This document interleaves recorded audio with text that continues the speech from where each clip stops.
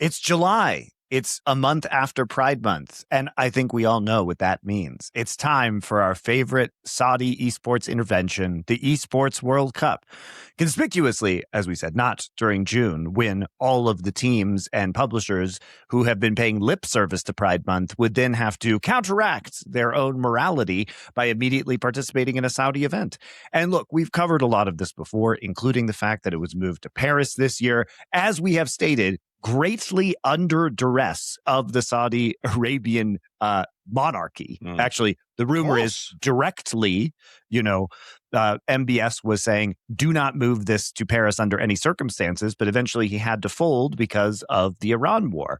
They have now tried to spin this into some sort of great victory as if their intention all along was to have it in other countries, which I do believe was probably true on a long enough timeline, but clearly they wanted to keep putting it in Saudi Arabia to sportswash, to make the image better, to have people talking about it, to bring celebrities the games there. To Saudi Arabia and please their people and all those secondary benefits. The joke here would be, technically, if you liked it being in Paris, you can thank Donald Trump for that.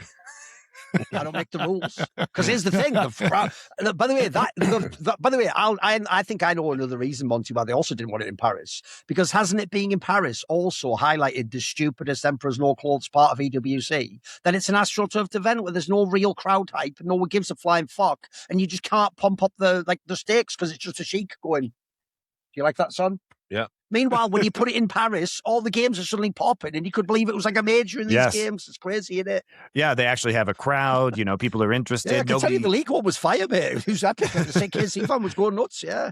Yeah. So, guys, when you look at this, you have to remember that this will go back to Saudi Arabia, barring no war next year.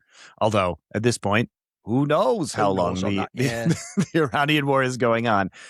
Certainly, it's going to probably disrupt any plans they have for the Esports Nations Cup, which does warm my heart quite a lot, that they were planning to do that in Saudi Arabia. By the way, there's even a detail, Monty, you might not know, that is really crazy in League. And this is how you know in League, it's become the Emperor's Got No Clothes. People just don't address things. It's not that you have an opinion either way, you just don't say. Do you want to know what's mad? Because of the ENC in League of Legends being in the off-season, they had to start the KeSPA Cup, not in the off-season. It started this week, Monty. They just began it immediately after EWC and MSI. They just had to, and it's like an online tournament that's on like Monday and Tuesday or something mental like that, bro. There's some like thing which is like, what? And so that used to be like an institution of Korean esports, and we just pretended there's no big deal. It has to just skip 6 months ahead or something mad. Yeah, and also, by the way, the KeSPA Cup was being attended now by foreign teams during the off-season. So it was actually like a really fun international event because, sure, it was for those of you who don't know, KeSPA, the Korean Esports Association, was holding their own event kind of in the November to January window when there wasn't active play in League of Legends. But what's happened since then is that obviously they've moved it because that's when Esports Nations Cup is, which I don't know why that would be more important, except obviously the answer is that Riot has told Esports Nation Cup they can have that time and that KeSPA Cup can't operate.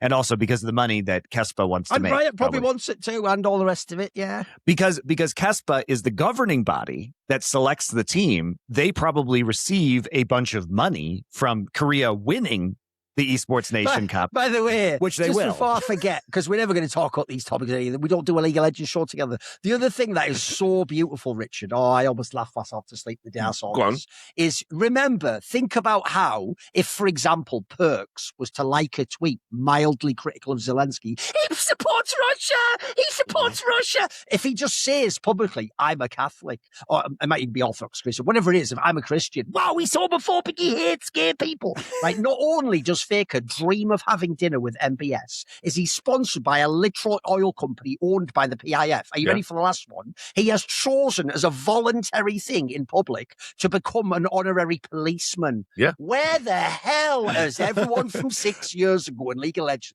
Where are the people mad at a cop skin being used? I was going to say, where's that chick who had a fucking Benny?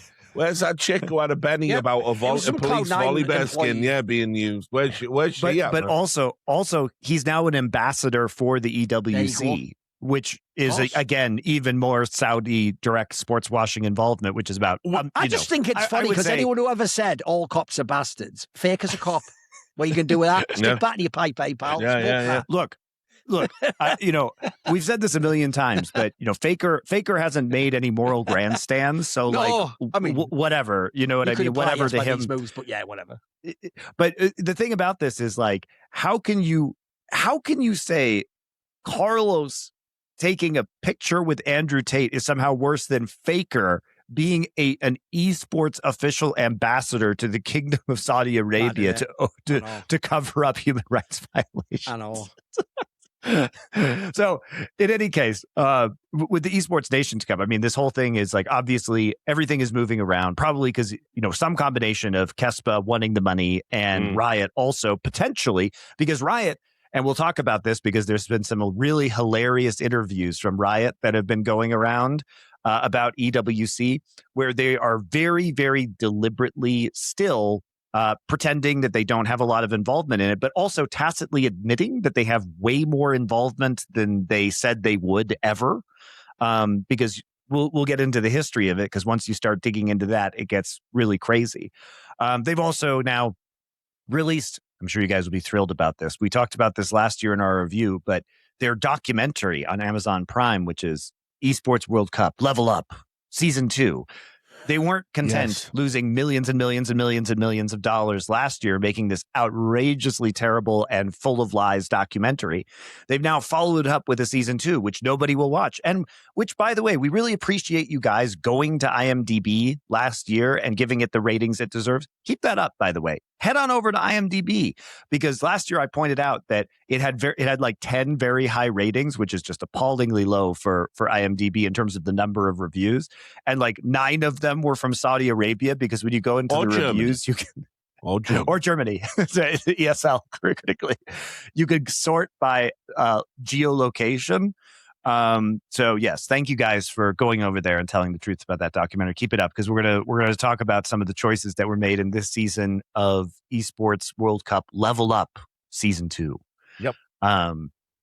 So in any case, there's a lot to talk about today. I've also got something to bring to the table. Oh yeah, which we'll get into. But as always, I've got my spies overseas, and it's been too hot to actually work in Britain. I get what the Spanish have been talking about all these years with fucking siesta. I just like, fuck this. I live in an old red brick house. They've actually done research on this. You can't think properly at certain temperatures. By the way, I can get it, because anytime I've ever been to LA and they didn't have good AC, I thought the same thing. Like, how does anyone fucking write an article like this? Yeah. I mean, like, but not just that. It's like, I haven't recorded anything. I've been waiting for the World Cup to end, because, there's football on every night. I can enjoy that.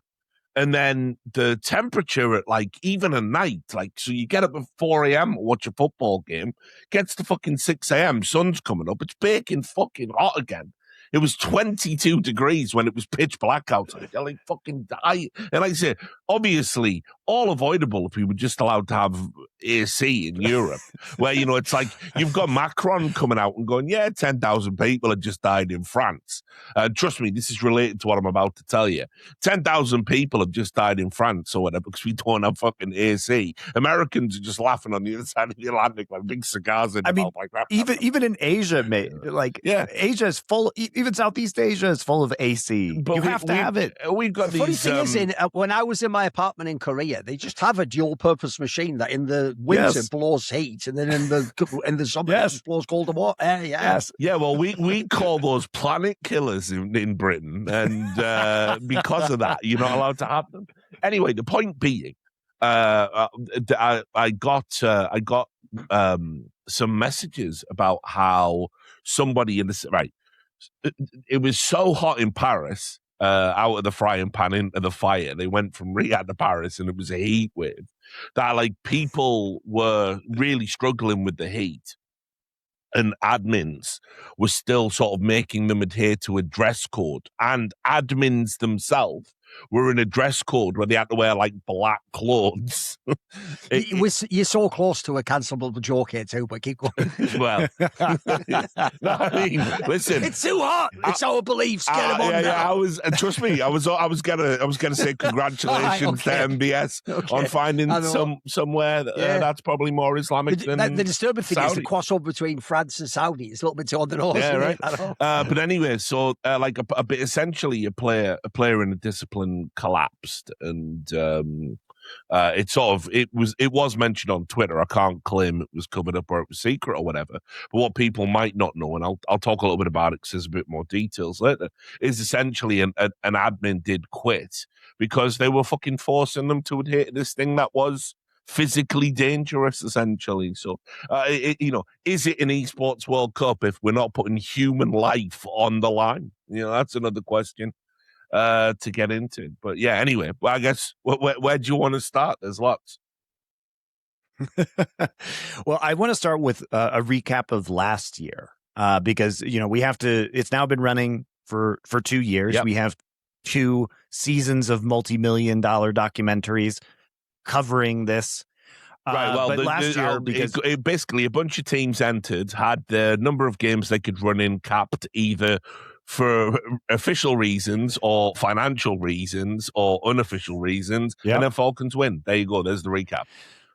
So this is what's so hilarious about the Esports World Cup Level Up documentary is that basically it presents it as there's some sort of tension going on when if you actually watch it or follow Esports World Cup, there's never really any tension because Falcons is obviously going to win. Not only do they have the most money, not only will they not disclose their financial backing, which, by the way, is the Kingdom of Saudi Arabia, which, by the way, makes them in an absolute conflict of interest because it is a team that is owned by the same entities or at least the same people who will bend rules or make it preferable for the Falcons to win because the Saudi Arabian government owns EWC. Mm-hmm. This is the same reason why Riot wouldn't let Falcons buy into their ecosystem. We suspect, not confirmed, but they do have to release their actual ownership group to Riot. And they haven't, in spite of all their money, they haven't been able to buy into LEC, even though they tried.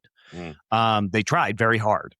And something stopped them, and almost certainly it was the lack of disclosure of who owns them. So it's a massive conflict of interest. And in fact, I would say that if Riot should actually probably be policing that as well, they shouldn't allow tournament operators with conflict of interest, as should no other entity. Valve should be telling ESL, Falcons need to disclose their ownership publicly to prevent any conflict of interest because historically, I can tell you, Valve, when I ran tournaments, cared about that, but suddenly they don't seem to care anymore. In any case, last year's club championship event, Falcons ran 22 teams across 26 games, and the second place team, Team Liquid, ran 13 teams. And we know that Esports World Cup subsidizes their partner teams in order, otherwise these teams wouldn't have, say, StarCraft players or many other teams, right? So they've been heavily subsidizing this based on their goals. And, guys, I imagine that one of the reasons why we've seen these big chess names join teams is that chess was a very important thing to the Esports World Cup to add because it's an entirely new audience that they can sports wash with. So I imagine they offered very substantial subsidies to teams to acquire chess players, which is why suddenly all of the major names and influencers signed with esports teams, which never happened organically before. So I imagine this is very heavily subsidized. Big money went to make sure that, people like Magnus Carlsen can be involved in esports teams, and they're bringing him into the fold. Here's the giveaway that the whole thing is just reverse engineered from. We're going to win through Falcons, our own competition every single year. Not only, as you say, is the in the documentary, you would think this was like one of those epic Formula One seasons where every race neck and neck and first and second, and the last race is going to decide. If you ever go and look, like they won by like a decent margin, right? Basically a first place in the game. But if you ever click, they have this on the website. You can just go to last year and see what the placings in every club was for the overall thing, right? The Falcons themselves won a single competition out of those 20 plus they entered, Monty. It was just Overwatch that they won. Aside from that, they had a few second places. It's just the fact they're in almost every game. Like almost every game's given them some points, even if it means they come in like 6th place. And that's getting you almost a 10th of the points of first. So they essentially, just by mass entry games, they automatically got first. What's mad is Team Liquid is only 1,000 points behind them in the racing, which is one event's first place. Team Liquid had 3 first places. They're just in way fewer games. So and then you go down the 4th place team, Twisted Minds. By the way, that used to be like a mid-tier org in esports, about 5, also 6 years. I think you'd be generous calling them mid if we're being honest. Maybe less. Yeah. They won 2 events. So the joke is the Saudis came first, winning 1 event. Also, by the way, all events identical first place numbers of points as far as I can tell. So what we're going to pretend is, we say major esport, no such thing. Counter-Strike, that's the exact same as any game, bro. We talk. So unfortunately, the thing you have to start with before you can get into the other aspect is it's essentially set up so that they almost can't lose. They'd have to actually be the worst org in the world by far to not win this competition, as far as I can tell. Or someone like Team Liquid would have to actually be the best to ever do esports, and they have more money than everybody else too. Something insane like that, which is bonkers in itself. I mean, really, it's an indictment of them because they have the most money too to buy all of the best players. That's why I'm saying I'm low-key shocked. I thought it would be that, they just had 5 small games. I don't know if they came first or not. They came first in 1 single game in the entire world. What? I mean, that's embarrassing, frankly, for them. Yeah, it shows it's wild. How shit their management is, because they should be cleaning up. Let me put it this way as well. So this Esports World Cup includes titles like Fatal Fury, City of Wolves. SNK, the developer of Fatal Fury, is, you guessed it, owned by the Saudi government. I didn't even know that. That's just sad. That's some old school shit from 40 years ago, mate. They're even owned by the Saudi. Fucking hell, is everyone now. Everything you love to zip out is owned by Fat Ronaldo, SNK, fucking what next? Well, but you see, Satoshi Kon is dead. He'd probably be sponsored by him next to be doing fucking EWC, the Paprika sequel. This was my dream to create. Get me out.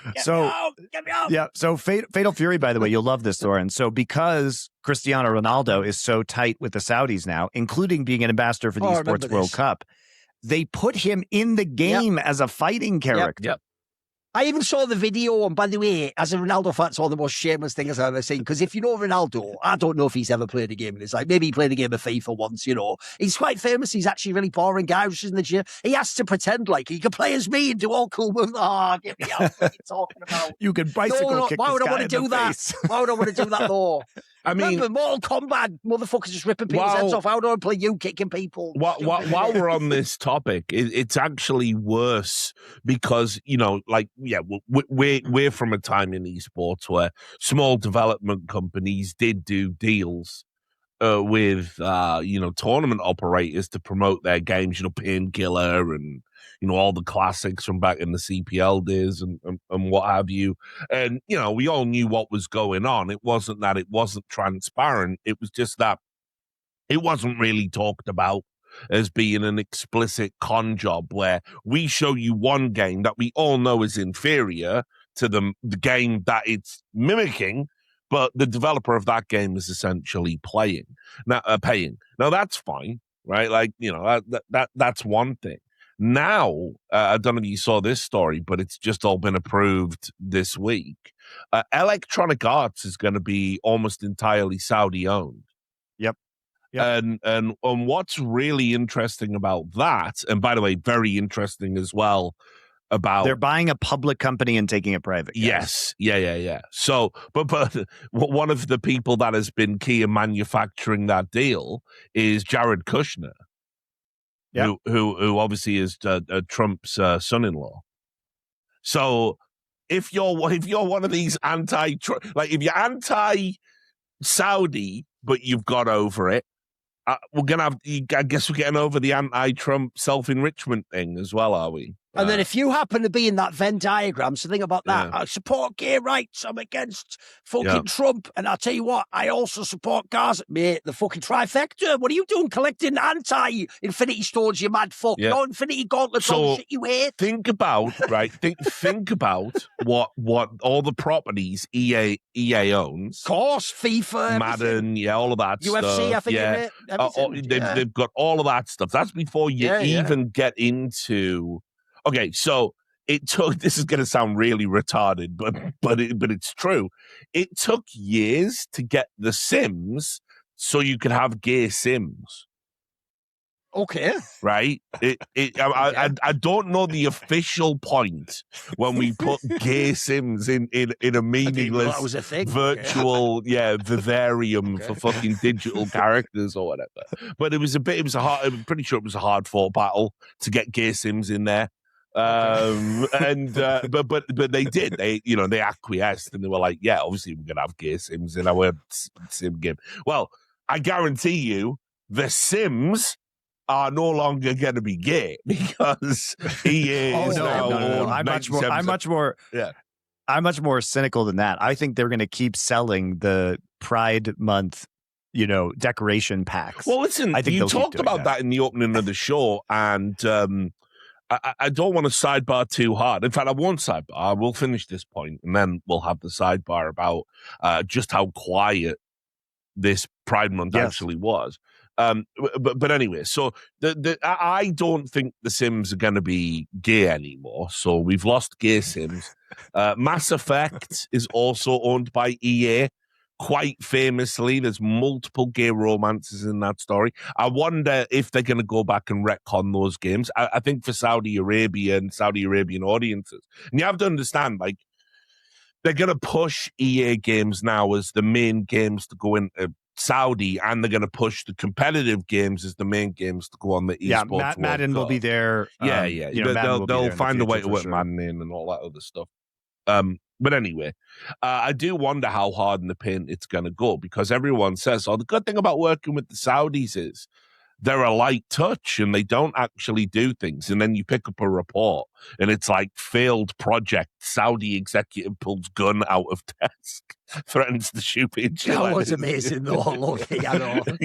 It's like, to be fair, he looked for a gun and there wasn't one there, to be specific. Oh, that makes it all better. Yeah, exactly. But anyway, so you've got that going on, and this was such a big deal because EA are such a big property, and you were talking about tens of billions of dollars for this purchase to go through, because ultimately, what has EA become? I grew up when EA weren't even EA. They were Electronic Arts specifically, and they made really beautiful, wonderful gaming experiences for people that were made with craft and love. And then they just some really good games. Yeah, and then they became a studio destroying entity, like a fucking, like Unicron from Transformers the movie, just eating better studios and fucking them up forever, turning beloved properties into hollowed out gacha games. And the only thing they really care about now is the EA Sports division, which is a license to print money, because every year you've got to shell out thousands just to get back to the parity you had in the year before for Madden Ultimate Team and FIFA Ultimate Team. By the way, a practice that should absolutely be made illegal under any common sense application of consumer rights law. But now it's owned by the Saudis and the American government, and certainly while we've got the Trump administration, there's not going to be any pushback on that. This deal has been essentially pushed along since 2025 by someone in Trump's family. The people that oppose this deal have been shouted down. It's been approved in the US. It's been approved by the European Commission. It is going to go ahead. And ultimately what that means from an Esports World Cup terms is you're going to see more horrendous crossovers. You think Ronaldo popping up in a random fighting game is insufferable now. Wait till he's still inexplicably all got 99 stats when he's 48 years old, desperately huffing and puffing around in Portugal. So there's going to be all sorts of bullshit. Now, sorry, Monty, just to the sidebar as well that I was talking about.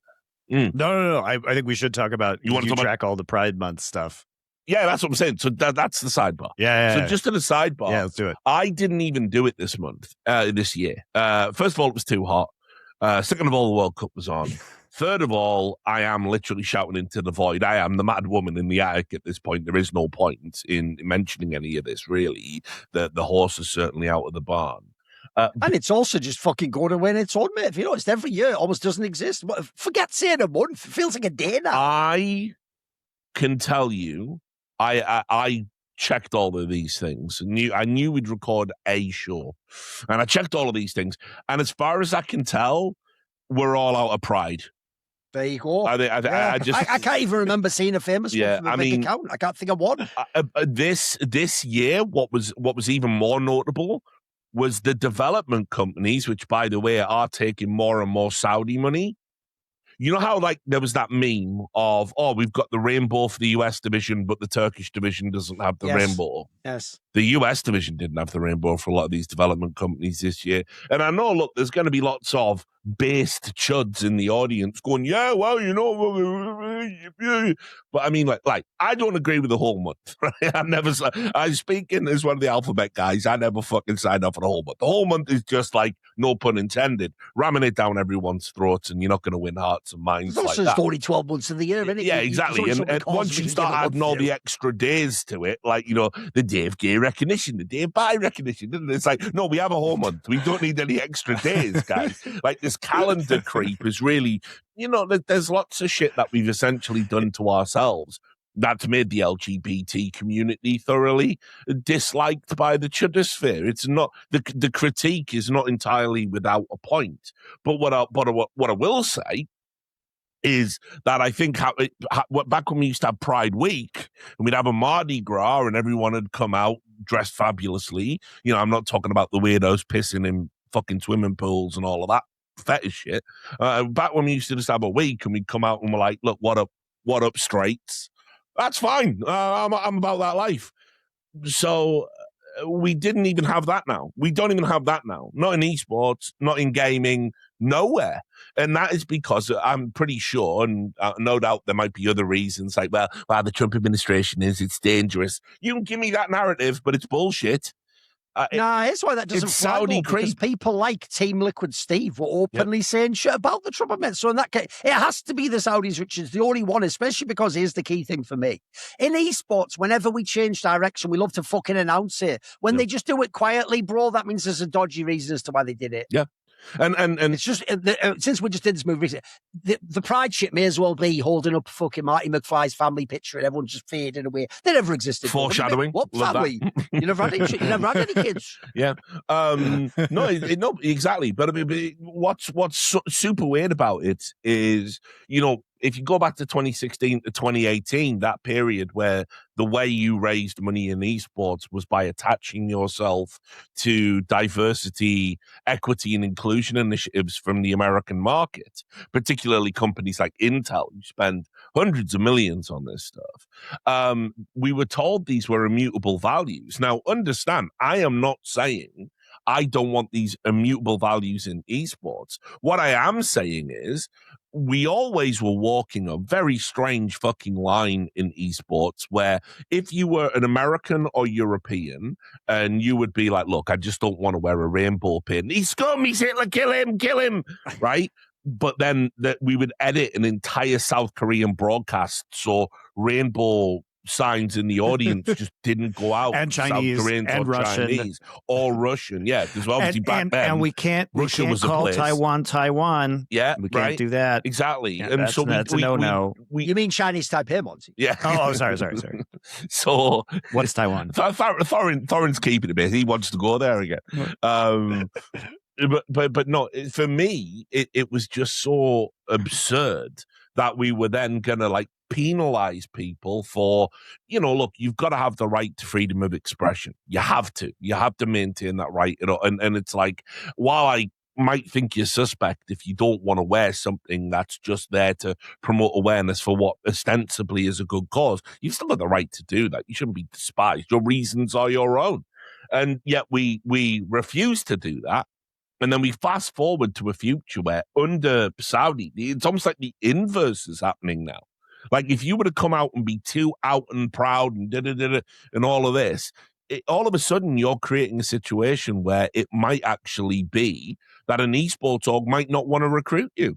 Because the reality is, at some point now on the calendar, you're going to have to travel to Saudi. And what if the Saudis just own your game outright? And there's these new stipulations for competition or what about if they what you can and can't wear, how you can and can't look, how you can and can't represent and express yourself. You know, this was the problem. I've talked about it. The paradigm is this.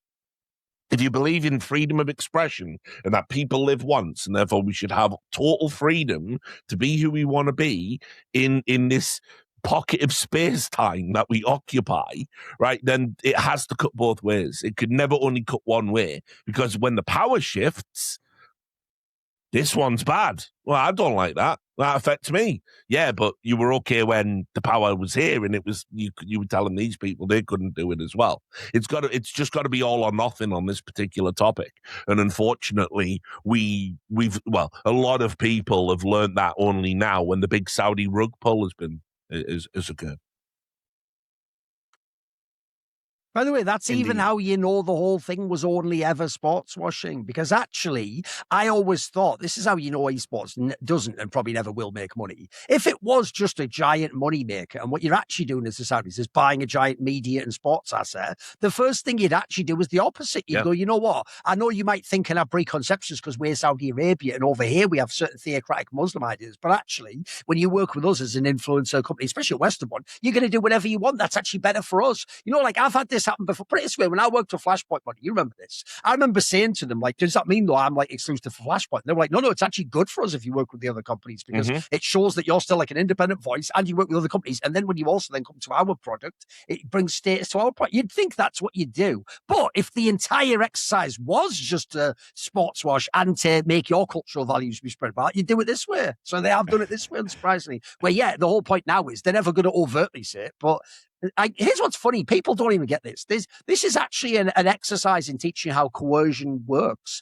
You don't have to overtly say to the person, do not do this thing because I pay your... Eventually, this is how totalitarianism works as well. Eventually, people just don't think or do those things because they know the disincentives and that it just ruins your life. So eventually, a person wouldn't even think to do that. In fact, the joke here would be, if you let the Saudis continue large enough out into the sphere, and eventually they own all of esports, actually, as you're saying, Richard, what that you won't just be out and back. You'll actually be back in 1960, where you'll have to like an underground alchemist be like, I'm gay, are you gay? Yeah, I am, but don't tell anyone because I play for this team. That's going to be the world we're going to be in. Yeah, we're not that far from that now. Yeah.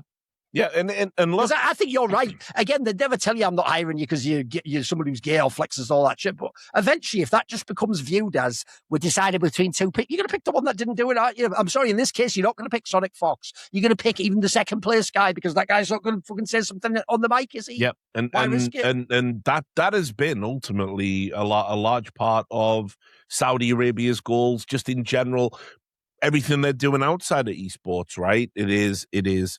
The reason we call it washing, sports washing, esports washing, whatever you want to call it, the reason we call it that is because it's about washing essentially the metaphorical blood, or in some cases literal blood, off their hands for the things they do and the decisions they make and the policies they employ.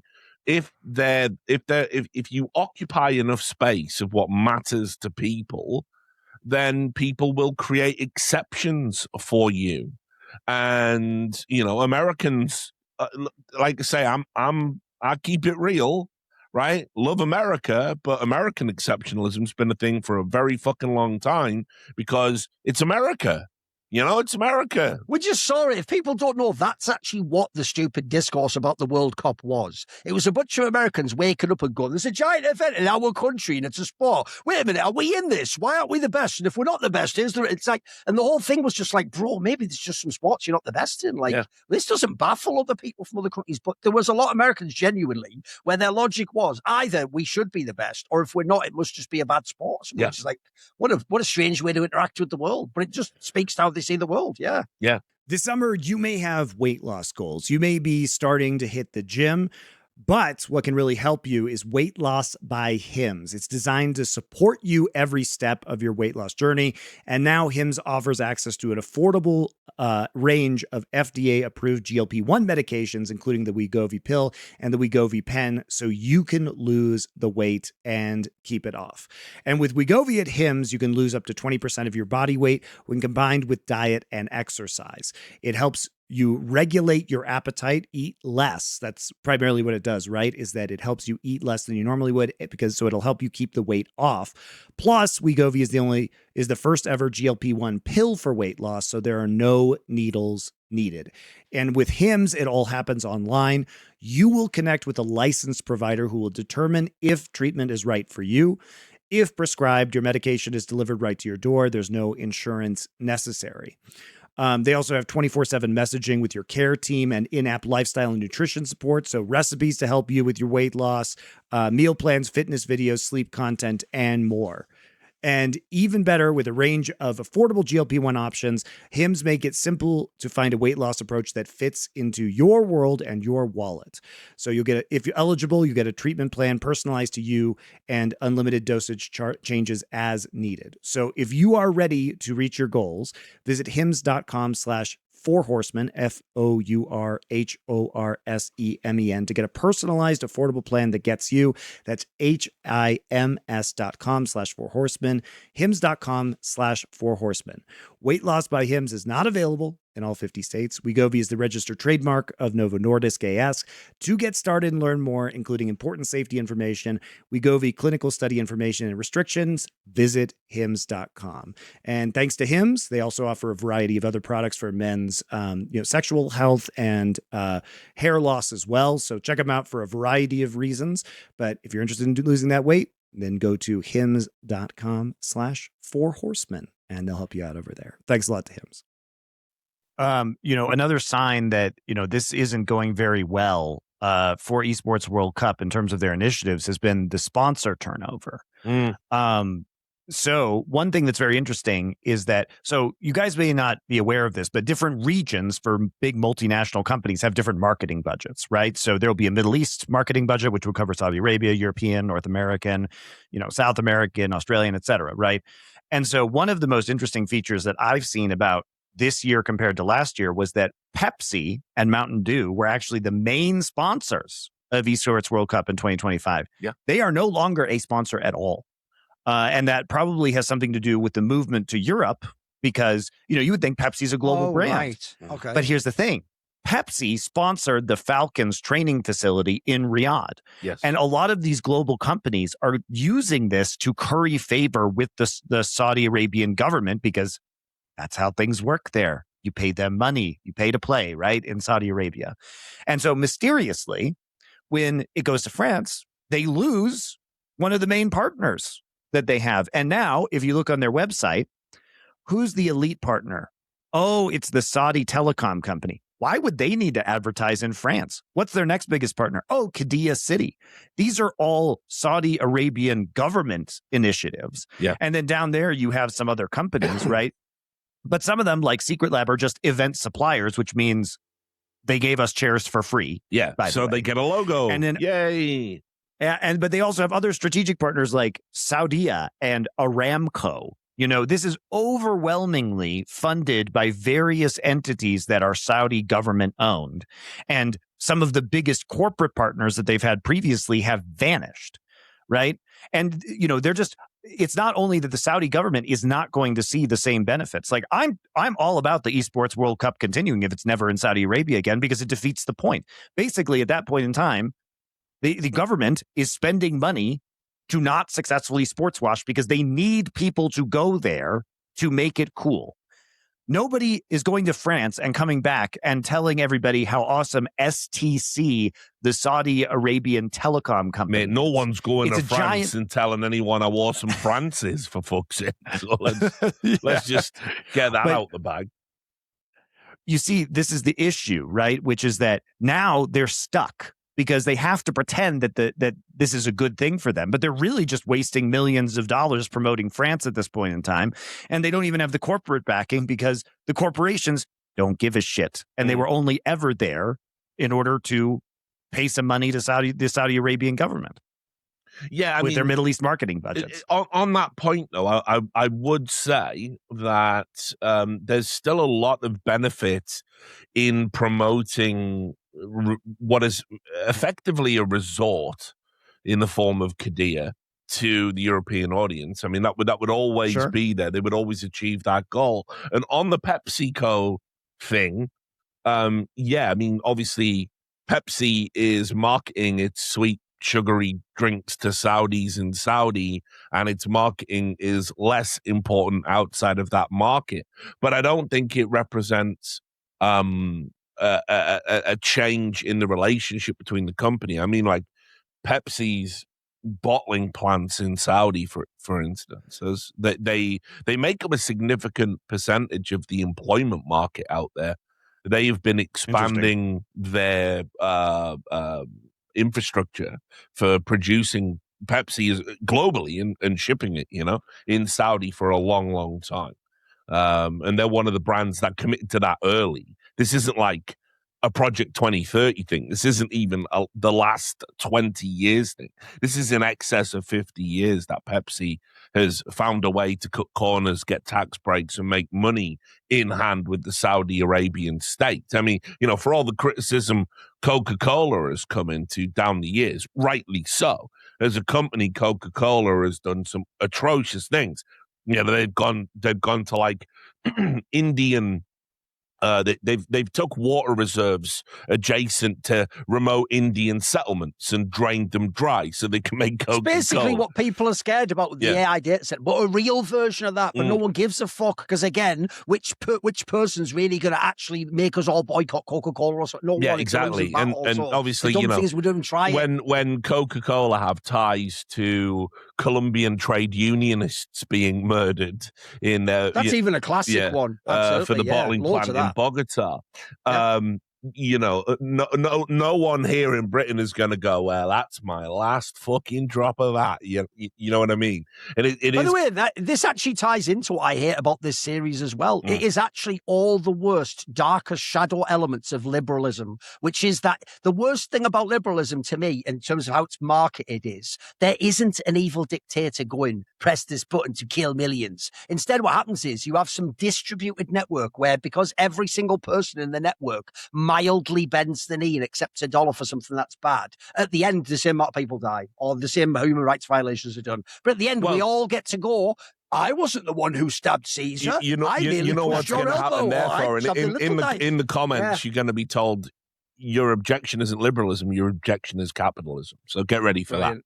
Love that. Weird how the liberals can't get rid of capitalism, though, isn't it? Yeah, weird how that works too, isn't it? Or come up with a better system. Because that is why I hate also, like, if you think about it, right, I'll make, like, what could even be a meme that people would say would be a ridiculous characterized straw man. If I was to say it was like, oh, yeah, well, we might be cutting people's heads off and killing them and enslaving women and putting women in prison for decades and all the rest of it. But look how we made this cat's life really nice. It's got a lovely basket and a load of milk. It used to be a homeless cat that was dying in the alley. You've just done that with people who are now pro gamers, as far as I can tell. Yep. All you have to do is package together enough sob stories that go, I was born in a shithole, and in the shithole I had no money, and I always used to dream of being a gamer, but that could never happen to me because I live in a shithole until the Saudis reached down to me, my poor leper body, and healed me and lifted me up like Courtney Cox in Bruce Springsteen dancing in the dark, and now I live my dream.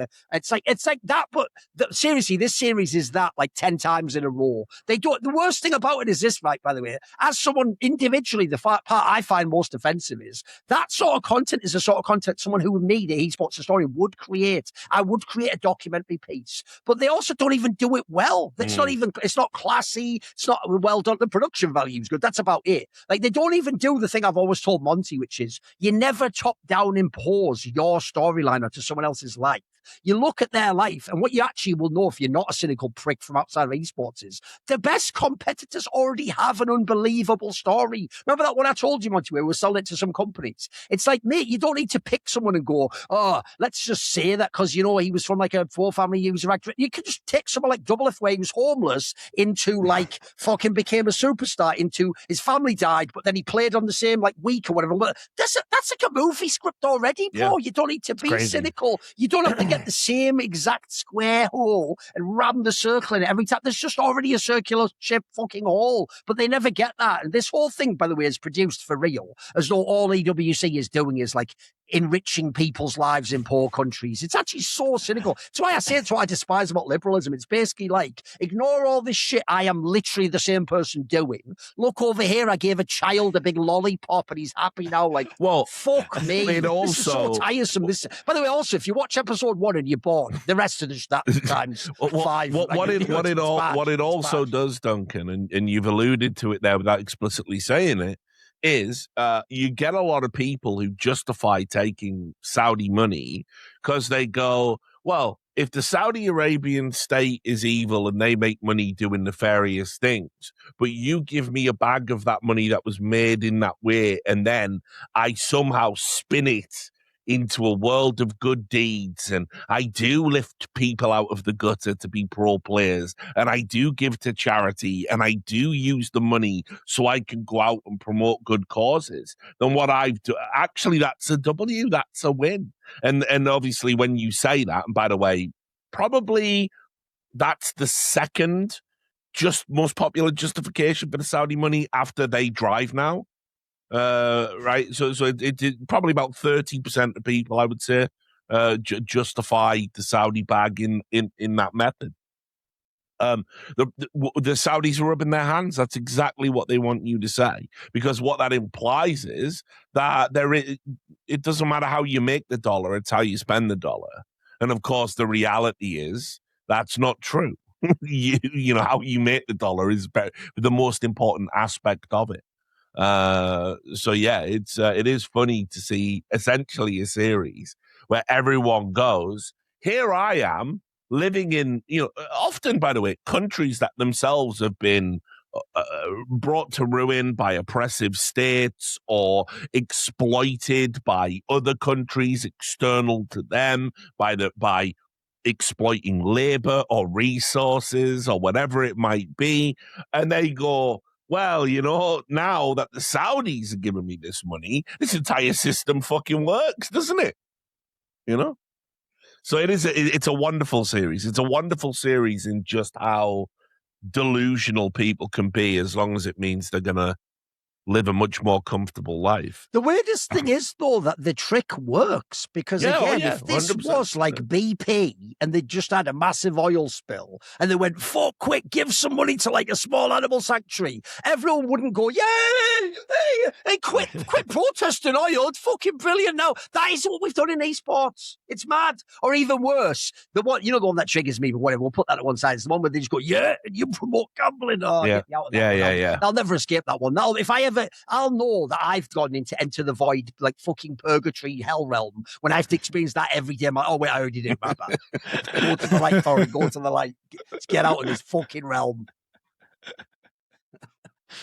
All right. We do have a lot to talk about on the show, but I do want to talk about our new subscription service, LFN Premium, which, by the way, is important because if you guys like Last Free Nation and you like Unfiltered Takes and you like the content that you make, you should be aware that we don't have investors like Saudi Arabia. In fact, we lost money by not taking money from Saudi Arabia.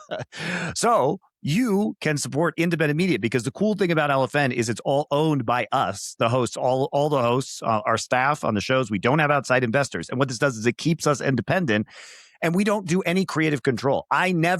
Nobody ever tells anybody on their shows what they can say, ever. Okay? And that kind of independence is possible because we do not have these overlords to talk with. And we've tried to make a really cool subscription service for you guys. Instead of offering like a bazillion different Patreons, we've combined the entire network, 16 shows. And by the way, we're launching new shows soon. We have 3 new shows planned and are going to launch soon, including shows in new game genres. So we're really trying to make ourselves as broad as possible. But with this one subscription, you guys get access to ad-free of all our shows. You get bonus episodes like Fifth Play of our 4-play show that we do together, right, for movies. You get Q&As with all the hosts. So you go into our Discord and you link your Discord account, and then you're going to be able to ask questions on the shows, including Q&As for us here on the Four Horsemen. Plus, you get the warm, fuzzy feeling of supporting esports. But there's a lot of other like behind-the-scenes content, bonus content that you'll get as well. And it's super easy to get because all you do is like hook up your Spotify or your RSS feed, and then you just get all of the premium content delivered to you. Or you can log into the site and watch it there. So super, super easy. But any support you guys give is great. So if you guys go to lastfreenation.com and sign up for LFN Premium, it's $9 a month. Or if you buy a year up front, it's $90, which is $750 a month. It's 2 free months. And when you do that, you pick your favorite show, like the Four Horsemen, at sign up, and your subscription pays that show directly. So every time, for every sign up, whatever show you pick, those hosts are directly getting revenue. And then they get more revenue if you watch their premium content. So there's also a 7-day money back guarantee, so you can try it. If you don't like it, guys, you could just email premium@lastfreenation.com and we'll refund you. So it's a great product. You know, we offer more for a subscription than basically any other podcast network, and we've tried to make this really affordable and also have our hosts directly benefit from this. So support us, guys, and get dope additional content while you do so. And thank you very much. So lastfreenation.com, sign up. So with that, we will be doing Q&As as well, so you can look for that soon. If you're already a premium subscriber, go ahead and link your Discord. Go ahead and link your Spotify or other RSS account, or go on the website. You can watch the premium content or ask questions. So there you go. Hello there, Last Free Nation fans. They usually don't let me, Richard, near the ads, but I'm going to do this ad because it's a product that I'm actually using right now, and I'm going to talk to you about Huel. But before I do that, I'm going to tell you a story, and that was back when I was a student. I used to want to spend the bulk of my money on alcohol, going out and having a good time and partying, and that meant that I would occasionally make some of the laziest, the most embarrassing attempts to satiate my hunger and line my stomach that's ever been committed to a college campus.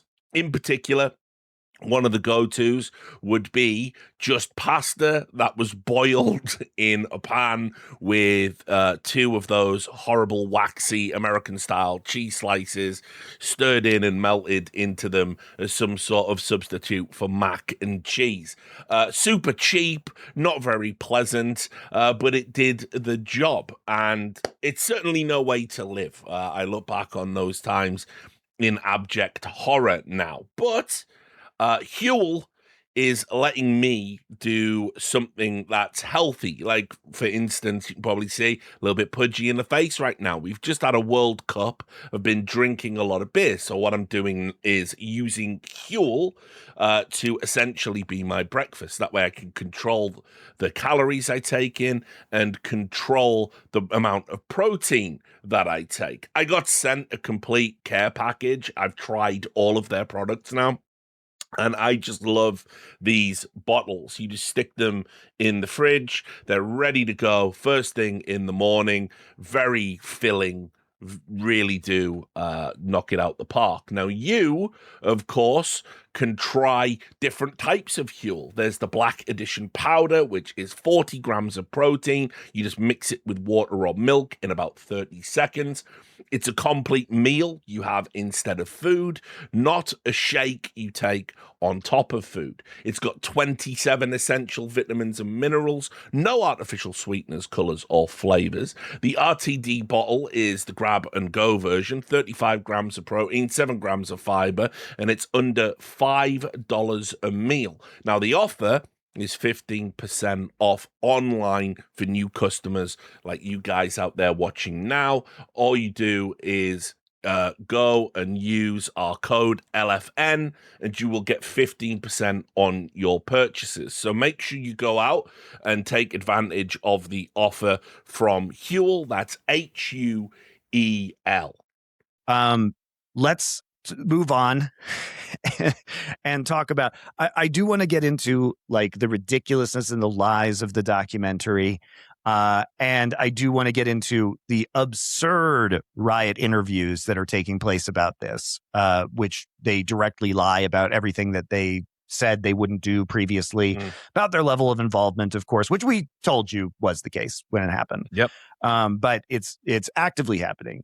But I do want to talk about something that maybe I hesitate to say good, but it will lead into the interview stuff. So I've got a bridge that I'll build here. But Thorin, why don't you talk about the League of Legends tournament which just happened? Because one thing that has occurred is that there has been really big viewership for this event and a very excited audience and, a good bracket, I would say, to the tournament. But also it had basically a huge amount more viewership. According to ES charts, it had twice as much viewership in the opening week and 35% more in the second week. So unfortunately, this seems to be going very well for Esports World Cup. So you want to talk about the actual matches that have happened and like how you perceive the tournament from a production perspective? I mean, first of all, the tournament already felt literally like magnitudes more important just by having a real crowd that was enthused. I mean, look, it was almost a perfect storm, though, because it's in Paris and KC, Carmine Corp, which is the big French esports org right now. The gag is like, it's not even Vitality, like, because they just have the same fan base. The fact that they made a miracle run to the final, including beating T1, was enormous. Like, you can imagine you're already going to get loads of KC viewers anyway, but then if you add in T1, also T1 making semis probably helped, like, if you add these two things together, you're going to get bonkers viewership and everyone's going to be really engaged. Also, I actually think, even though people viewed this as like a bug, as it were, it was more of a feature. The fact it took place like 3 days after MSI, you did almost have the teams that either weren't at MSI or had bad results, had the good results here, and the teams that were also at MSI got banged out early and went and did badly. To a fan, who's a hardcore fan, that's terrible because it's like, where's the consistency in the game? To a casual fan, that's the best. That's novelty, that's diversity, that's wow, anything can happen. Also, the tournament itself had a few, because it has to fit in like 5 days or something, had some wonky elements, like in the upper bracket of the groups, it's BO1. Then in the playoffs, it's BO3 until the final, and only the finals are BO5. If you don't know League of Legends, it's actually considered the minimum format should be BO3 for group stage games, and every playoff game should be best of 5. Now, true. Especially in Fearless, by the way. Riot themselves fucked this up years and years ago, like when they started out in a similar fashion. But even Riot's come around on that one and sort of realised what the better format is and what you need it to be. And I would just say, it's funny that there was such crazy viewership, and part of it was these elements, because I do think it wasn't even close to as good a tournament as MSI that was just the week earlier, which was a fabulous double limb tournament, BO5 all the way, all the best teams, etc. So it was quite interesting, because I do think it just shows also why the silliest thing to me about EWC is, if it really was just what they pretend it is and not just a massive sports washing and everyone has to go to Riyadh competition, it could already actually be huge. Like, I always joke that, like, if people think I'm evil, motherfucker, you've seen nothing. If I actually went evil, I'm actually smart. I'd do like conning shit. But the joke is the Saudis aren't even conning, mate. They do it in such a half-assed way. Like, I was even thinking this while I was watching the league tournament. It's like, bro, you do know if you just let me design, I wouldn't do it, obviously, this is hypothetical. If you let me design your Counter-Strike tournament, even if it's 5 days, mate, I'll make you a banger that will make every dickhead who even says they hate Saudi, like this is like the third best tournament the year after the mid. I could do that, but you don't even do it. That's also the thing I actually think is whack, by the way, is I'll tell you one person I'll call out, but in a different way on this sort of a show. People like Ralph Rijkaard. Because it's like, bro, you already built the best esports tournament organizer ever called ESL. And it was already doing an amazing job where it had year on year gotten better. And in games like Counter-Strike, you'd reached the pinnacle. You'd made the best tournament formats that made mega competitions. But then the second you wanted a Saudi bag, you just said, fuck all that. We'll just do some scuffed shit that just lasts 4 days or whatever. Like that just tells me you are just a liar. There's no way you actually have pride in your work. You don't do this. Because here's the thing. A good reason to take the bag is if somehow they don't affect you creatively, you can still do a brilliant thing that'll be, it'll last beyond the politics of the day. No, these tournaments, by the way, aren't actually very good tournaments, unfortunately. They're actually a bit amateur hour. They remind me of shit from the 2000s. So what's funny is in some ways it was really successful. In others, it's still, for me, in the Stone Age, as it were. I mean, I haven't paid a lot of attention to it, Monty, being honest. I've been looking more from this, like, no, it's fine. Fourth dimensional perspective rather than looking at the minutiae of the tournaments themselves. I never watch the Esports World Cup. I'm always just on the lookout for little stories. I'll tell you one thing I should mention, though. Sadly, for once, real life has even given them. Get ready for next year's episode of this in a year from now, because I can already tell you what an episode's going to be about, Monty. They did the Team Org version of what they want all the stories to be about the players, because D Plus won the event. It was sort of like a faded former great, almost like the Tottenham Hotspur of fucking Korean League of Legends.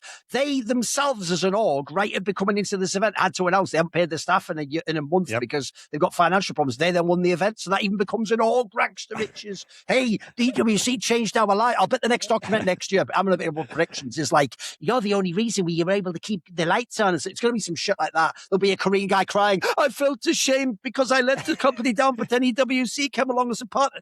It'll be all that, mate.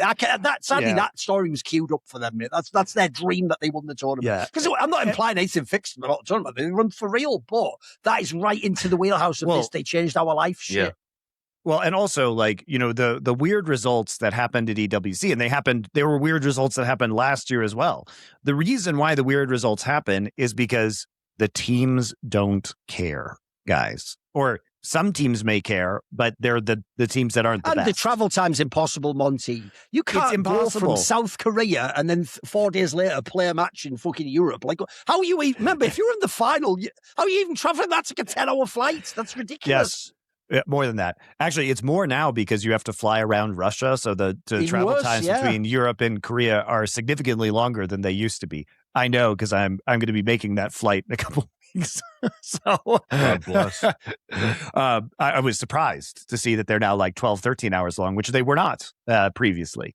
But in any case, when we look at this tournament, you have to remember that there are significant factors. First of all, this year they ran qualifiers, and these were online qualifiers during the actual seasons where teams were competing in local regional playoffs to go to MSI. And so there were a lot of fucking weird results. And a lot of those were BO3s as well. It was online. Yeah, it was randy-ass results, but it was crazy. Teams didn't care. And teams that got knocked out of playoffs had more time to prepare. And also it's online, so who the hell knows what those results are going to be. So that was, the first part of it. But the second part is, like you say, the turnaround from MSI is teams need to actually take a break. Because remember, they're going to go straight, the Korean teams are going to go straight into KeSPA Cup. They're going to go straight into the summer season. There's no reason to really push yourself super hard for this event unless you're a team like D plus Kia that doesn't really have anything else going on. You know something, Monty? I'm not actually accusing anyone of anything here. I'm just going to say it because in Counter-Strike we had this during COVID where it was a real thing. One thing I even wonder about is I believe people even said some of the qualifiers in some regions, you couldn't even see them on normal platforms. They're on like weird platforms, right? Well, what I would wonder about, because we had to do this during COVID, is I would actually even wonder if you're just an online match, I don't even know, do you have face cams? Are you just playing the game in the server? Because if you're just in the server, I'll tell you one thing I would speculate immediately is, wouldn't some of these teams just have the coach talking to them? Was there even anything to stop that? You know what I mean? Like, this is what happened a lot during COVID. That would help a team win a lot in League if they could like make macro calls and shit like that. I don't know if they did, but it was a randy-ass online tournament. So fuck knows. During COVID, a lot of the teams, a lot of the TOs had to have judges like in voice comms with the players. They had to have cameras all over the rooms. Like, there were a lot of requirements. I don't know if that's true of Esports World Cup, but I kind of doubt it, if I'm going to be honest. Maybe I'm wrong. There was almost no fanfare, bro. The joke is no one was watching, so I don't even know the answer myself. But so all these results are like really suspect, and it doesn't affect them from actually changing people's perception, though, especially when it's so wide watched, which is why I want to talk about a poly market, which I think is pretty crazy, which is for the LCK 2026 season winner, which now has Hanwha Life at the very top of predictions, where 35% of traders think they're going to win. And Gen G, who did flop, obviously didn't make it to MSI and have looked a little bit down. But the fact that you don't think that they have a better chance than Hanwha, because Hanwha is a team that is very patch dependent and always has been, even with Zeka looking better right now and the team looking very strong, like, I still think Gen G has to be the favorites going in. Really, and like, Hanwha's never been able to sustain momentum is the problem. And their players, even though it's a super team, I always say it's a very idiosyncratic super team, though most of those players only work in certain content. So look, props to Arma, whoever put the squad together. They did a great job making those pieces work. But the difference is, if you just look at the raw roster, Gen G's roster is unbelievable, mate. I think that will work in every meta, every format. Yes. Like, I would take them. Also, they're just a fantastically consistent squad, aren't they? So I actually think, if anything, this last, like, it wasn't a split, it was half the split. This half split's almost the worst they've ever looked. And by the way, they were still the third best team by the end. So, like, I'm with you. I think the value is crazy to take that. I'll take Gen G all day long on this one. And I would say, honestly, a lot of Gen G's problems in the past have been that they kept winning everything, so they didn't have a chance to like figure out their problems and retool. The fact that they have just been sitting around not going to MSI and have had to have a serious look at themselves, I think, is a huge advantage going to Worlds. I mean, I mean, I predicted Gen G will win Worlds for years now, and they've been the favorite going in for years and years. But I honestly think that maybe this downtime for them, because their flaws were never exposed before Worlds a lot of time, which was a huge issue for them. So hopefully, I just think it is outrageous that they are not actually the favorites, and you could actually say that Hanwha has a better chance of winning this. Also, just look at this market. Crazy. This market already has $3.4 million traded into it. Like, this is like a new one. This is fucking bonkers money in it. Yeah. I do find it hilarious that people have already put $650K on D+, mostly to not win after winning EWC, because they only have an 8% chance. Yeah. I mean, 8% is probably too high, honestly, if we're being honest. Exactly. You don't have to worry about that one. Especially if the financial troubles continue, because the internal drama is just going to drag them down, or they change owners and something negative happens with that ownership change. It's just, there's too much variance there. But in any case, I just wanted to bring that up because I think it's super crazy that these results have been so affected by EWC seemingly, and by MSI. People just don't remember how good Gen G is. They look at Gen G at Worlds, they're like, lol, they suck, when they have been dominant for years, domestically, years. And I'll tell you, if you're someone who only watched League in past years, don't worry, Chovy's still as good as ever. It's the other players that have had the issues. The second they get good, he's mega still. He's probably still the best on player. Twitter, I was talking about the other market for LEC winner, and it was like G2 was 40%. I said G2 has won every summer playoff since 2022, and G2 as an org is super good about taking a break and then ramping into Worlds. So there's no real reason, unless you think that Perks as a coach is somehow going to ruin them, which I think there is the player continuity and the ownership continuity is enough, and Perks is not going to ruin this team at the end of the day. So I think that's a little bit ridiculous as well. But anyway, I wanted to bring that up, and then I wanted to tie this as we move forward into like the EWC documentary, because we can talk about that now. And dear Lord, we complained last year because the whole Level Up documentary was like life-changing money. Here's the rags to riches story that you guys were talking about earlier. Meanwhile, it's weird that this is how Saudi Arabia wants to do it, because they could just, fund education opportunities in third world countries and then also create rags to riches. Why don't they just why this way is always the question. Why this way? You can have humanitarian initiatives without a lot of fanfare if that's your goal. You don't have to have this giant tournament where you just shower people in millions of dollars in obscene ways. But it just starts. I mean, I encourage you guys. I hate to say this. Well, I don't. I encourage you guys because it will boost ratings. And I want them to continue to lose money, because these documentaries are fabulously expensive, by the way. The production quality is insane. They are flying around the world. They're on location in London. They're on location in Seoul. They're on location in Chengdu. Big cameras too, and all the expensive. This isn't some iPhone shit. Yeah, absolutely. Dude, I've commissioned these kind of shoots. These are not cheap. These are professional crews flying over the world. These are people's full-time job for the entire year editing together this documentary. These things cost millions and millions and millions of dollars. They also hired this, we talked about it last year, this production company who's made the Billie Eilish documentary. They're just throwing shit money after this. But it's also just the disgusting parade in the first episode of season 2 of unaffiliated celebrities. It's biggest prize in esports. This is the biggest event. It's not. Nobody really cares about it. It's small potatoes compared to CS majors or the international or the League of Legends World Championship. They tell lies, just outright lies. They claim it's the battle to be the best esports club in the world. Again, nobody cares. These aren't even debatable points. It's just complete lies. I know, it's mad, isn't it? Yeah, my favorite lie in this one was they said, this is the only tournament where we crown multiple winners in winners in multiple games. So first off, historically, entirely untrue. In fact, WCG has did that for decades. Even as Richard pointed out before we started, the literal previous Esports World Cup. And ESL's own Intel Extreme Masters. Exactly. The joke is almost every tournament was like that back in the day. Before Riot pulled the license, we would have weekends where it would be Counter-Strike, StarCraft, and League of Legends 10 years ago. Monty met his wife at one of the tournaments that did that. That was WCG. No, EWC, wasn't you mad fuck? That happened ages ago. I did. I met her at WCG outside of Shanghai. I mean, obviously WCG, World, cyber game. It's kind of a clue in the branding. So it wasn't historically true, but it's not even true now. And here's the kicker. It's not even true because there's another Saudi-owned tournament called Evo that does exactly the same thing. It has multiple fighting games and they crown multiple champions. And it's also owned by the Saudis. So it's completely absurd. These lies, completely absurd. So by the way, doesn't that even get into one of the weirdest things about this series? Is this series is only for people who know nothing about esports. That's the weirdest thing about it. It's not. But what's sad is the other thing of someone like me that's so boring is it's just a bunch of human interest stories. Like I think it's only maybe I think it was only the female Valorant team that even addressed like something about how they play the fucking game or what they're good at. Almost everything else is just this person was poor and had a dream and now they got that dream and the money because of EWC. By the way, there's another thing I would do if I had the same budget, Monty. I'd make one about Faker and trophies. I'd make it some dope thing about the amazing matches they played or a great game at EWC. Yeah, you make it 30 for 30. That would be fucking amazing, but it's not that.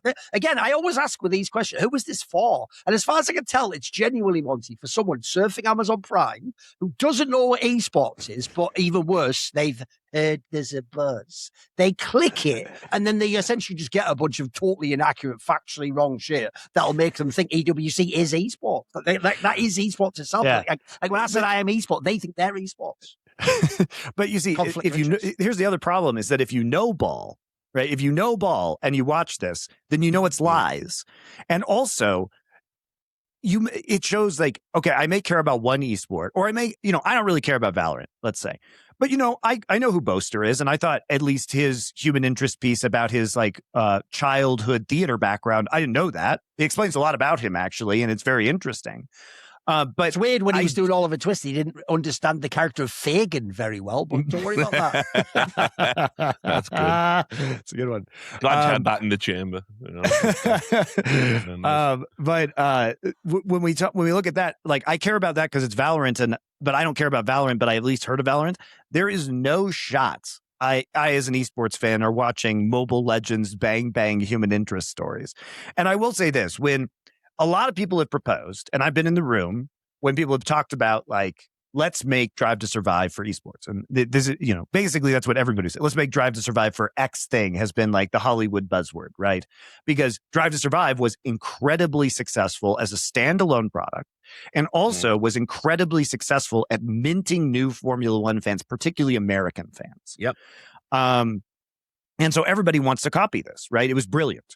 But the problem that everybody has when you do it with esports is that Drive to Survive works because driving Formula One cars is really fucking cool. And looking at Formula One cars is really fucking cool. And everybody can understand a Formula One car race by watching it. The problem with esports that nobody has been able to crack is you cannot make League of Legends or Mobile Legends Bang Bang look cool to somebody who doesn't play those games. And so it will never work. This thing will never work, which is why, Thorin, to your point, they have to do the human interest stories without any actual gameplay, because the gameplay is both unintelligible and I would argue unattractive to most people. It's not sexy like Formula One. Now, what's funny is they try and sex this up in the lamest way possible, because the hilarious thing about Saudi Arabia is they have enough money to get some celebrities there, but they don't have enough money to get the best celebrities or to make it look cool. There ain't no way in Formula One, you think about Formula One, sure, there's a race in Saudi Arabia. It didn't happen this year, of course, due to the war. Is that as cool as Monaco? Part of the brand of Formula One is being out there in some yachts, right? With all the money. Also, by the way, I'm pretty sure the biggest celebrity they had was the biggest celebrity in the world, Cristiano Ronaldo, the Portuguese one. Let's be real. He already has separate interests in Saudi shit anyway. If you don't know, he has part ownership in the fucking Saudi club he plays for, and they pay him God's ransom. They forget kings. He probably just a minor part of his contract. I imagine it's a deliverable, Monty. The difference is the other ones. You're right. The other ones is look, for esports, these are big names. But if you were to contrast it with the World Cup, for example, you've got Fat Ronaldo and Post Malone. How old's this? Again, what boomer made hey, the kids are really down with Fat Ronaldo and Post Malone? That's by the way, 10 to 15-year-old reference. By the way, let me explain this to Americans. So when he says Ronaldo, he doesn't mean Cristiano Ronaldo. He means Brazilian Ronaldo. And listen, no American. True ballers say the only Ronaldo. So there you go. Okay. Well, for Americans who don't understand this, like, he hasn't played in a long time, and him showing up is just weird because he looks like a fat guy, and you don't know why he's there. But they like a lot of Brazilians. You know, like a lot of Brazilians. He moved to Italy, discovered pasta. And the rest is history. That's just how that one went, right? May we all be so lucky. Exactly. In any case, you watch the beginning of this, and it's not really about esports. It's about a bunch of celebrities who are unaffiliated with esports, who know nothing about esports, telling you about esports. Then there's some narration that literally just tells lies about esports, and you're supposed to care about this because Post Malone told me to care about esports. This is the desperation that is always and the framing emanated too, Monty. The idea, like Ronaldo himself, the fact that says something, the passion of that. If there was ever an event that has passion in esports, mate, it wouldn't be Esports World Cup. It would be some shit like Evo or some fucking, grassroots. It would never be the most astroturf fake one where the crowd's just fucking hired and told you can't drink any more of that water or something. Like, what are you talking about, Ronaldo? You fuck. So it's just super weird. And by the way, you could never conceive of Formula One doing this in Drive to Survive. Why would they open with some random celebrities talking about how great Formula One is? No, they open with Verstappen. Right? It's like, it's so, what's the contradiction? Or even of if esports? they did have a celebrity, it'd be a celebrity who's like truly a fan of Formula One going like, I grew up watching the races and I always wanted to go. It would never, because you're right. If anything, what they're almost doing at the beginning here, Monty, is going, look, we all know you think that game is just for fucking loser nerds, but hey, there's some famous people like it. Can't be that bad. That's almost what you're doing. You're just name dropping people at the beginning who have no connection to the sport. This is what's so funny about fame in esports. We can call it the Faker fame paradox. Please tell me, is Faker so famous that he can carry this by himself, or is he not famous and therefore he can't be the face of the esports documentary? Which is it? It has to be one of the two. And so far what they say is Faker's an ambassador, but he's not famous enough to start this documentary, right? And our streamers, we can't have Tyler One do it. Like, we can't have the casters do it. So it just feels very bizarre because it's astroturfed as fuck right from the start, because it doesn't actually open with anything to do with esports. It's a bunch of people who they think are famous enough or more famous. They think they're more famous today than the esports stars and personalities of today, and they should be the face of the thing that's the one that got me, Monty, and it really just shows you how corrosive all of this bullshit is Tony Hawk. He's fucking out there I couldn't believe Tony Hawk was in that, by the way. Yeah. Can you imagine going to 90s Tony Hawk, Richard, and going, hey, you'll be a sellout for a massive shill thing that's been oil company. Bro, that's about the exact opposite of the ethos of the whole city came from. What next are we going to go and get the fucking dead Kennedys? Like, hey, this shit's awesome, isn't it? Yeah, MBS is exactly. What are we doing? Yeah, it's mental. But yeah, that was a tough one to process because, look, I like a lot of kids that grew up at my time, you have that flirtation with skateboarding. I couldn't skateboard. I still. Well, Tony Hawk was always cool. And if you weren't a skateboarder, but you were a heavy weed smoker, you sat there with your mates, passing the controller, blasting out Tony Hawk Pro Skater. Even in the UK, that was counterculture to be there isn't even a Tony Hawk or even a skating game at Esports World Cup. Like, I could kind of understand it if there was a Tony Hawk that'll be coming now. This is prime in the pump, bro. This is prime in the pump. That's how it goes. There'll be a special level where he's skating around fucking MBS's Palace or something, doing grinding. We're gonna get to that's the only grinder that's allowed in Saudi Arabia. True. But anyway, that was like, I mean, again, the generic nature of the quote that Tony Hawk is putting out there is what's sad, because it shows someone that's been outspoken, not massively, not insufferably, but like someone that has addressed like social issues in the past, is clearly neutered in this. And the quotes go this. And by the way, you could just slap anyone's name on this. It's not like you wouldn't even know it was Tony Hawk speaking. But this is my first ever time in Saudi Arabia and in Riyadh at the Esports World Cup. I think the most surprising thing is the size of it. I thought it would be just one arena and games coming in and out, but it's multiple arenas, thousands of competitors. It takes over the whole city, and it's very impressive. I think there's a lot of potential here, especially in skateboarding or action sports. I see a growing passion for skateboarding that could really seize the opportunity and create a thriving skate scene very quickly. And so what you realize is we're going to go from like X Games, the bleeding edge of counterculture, and we're essentially going to get Tony Hawk Spin on X Games in fucking Riyadh, all done for MBS that couldn't give a single solitary fuck. I just found this Instagram post from him a year ago. Listen to this. I had no idea what to expect during my first visit to the Esports World Cup, but nothing could prepare me for the spectacle I witnessed and participated in.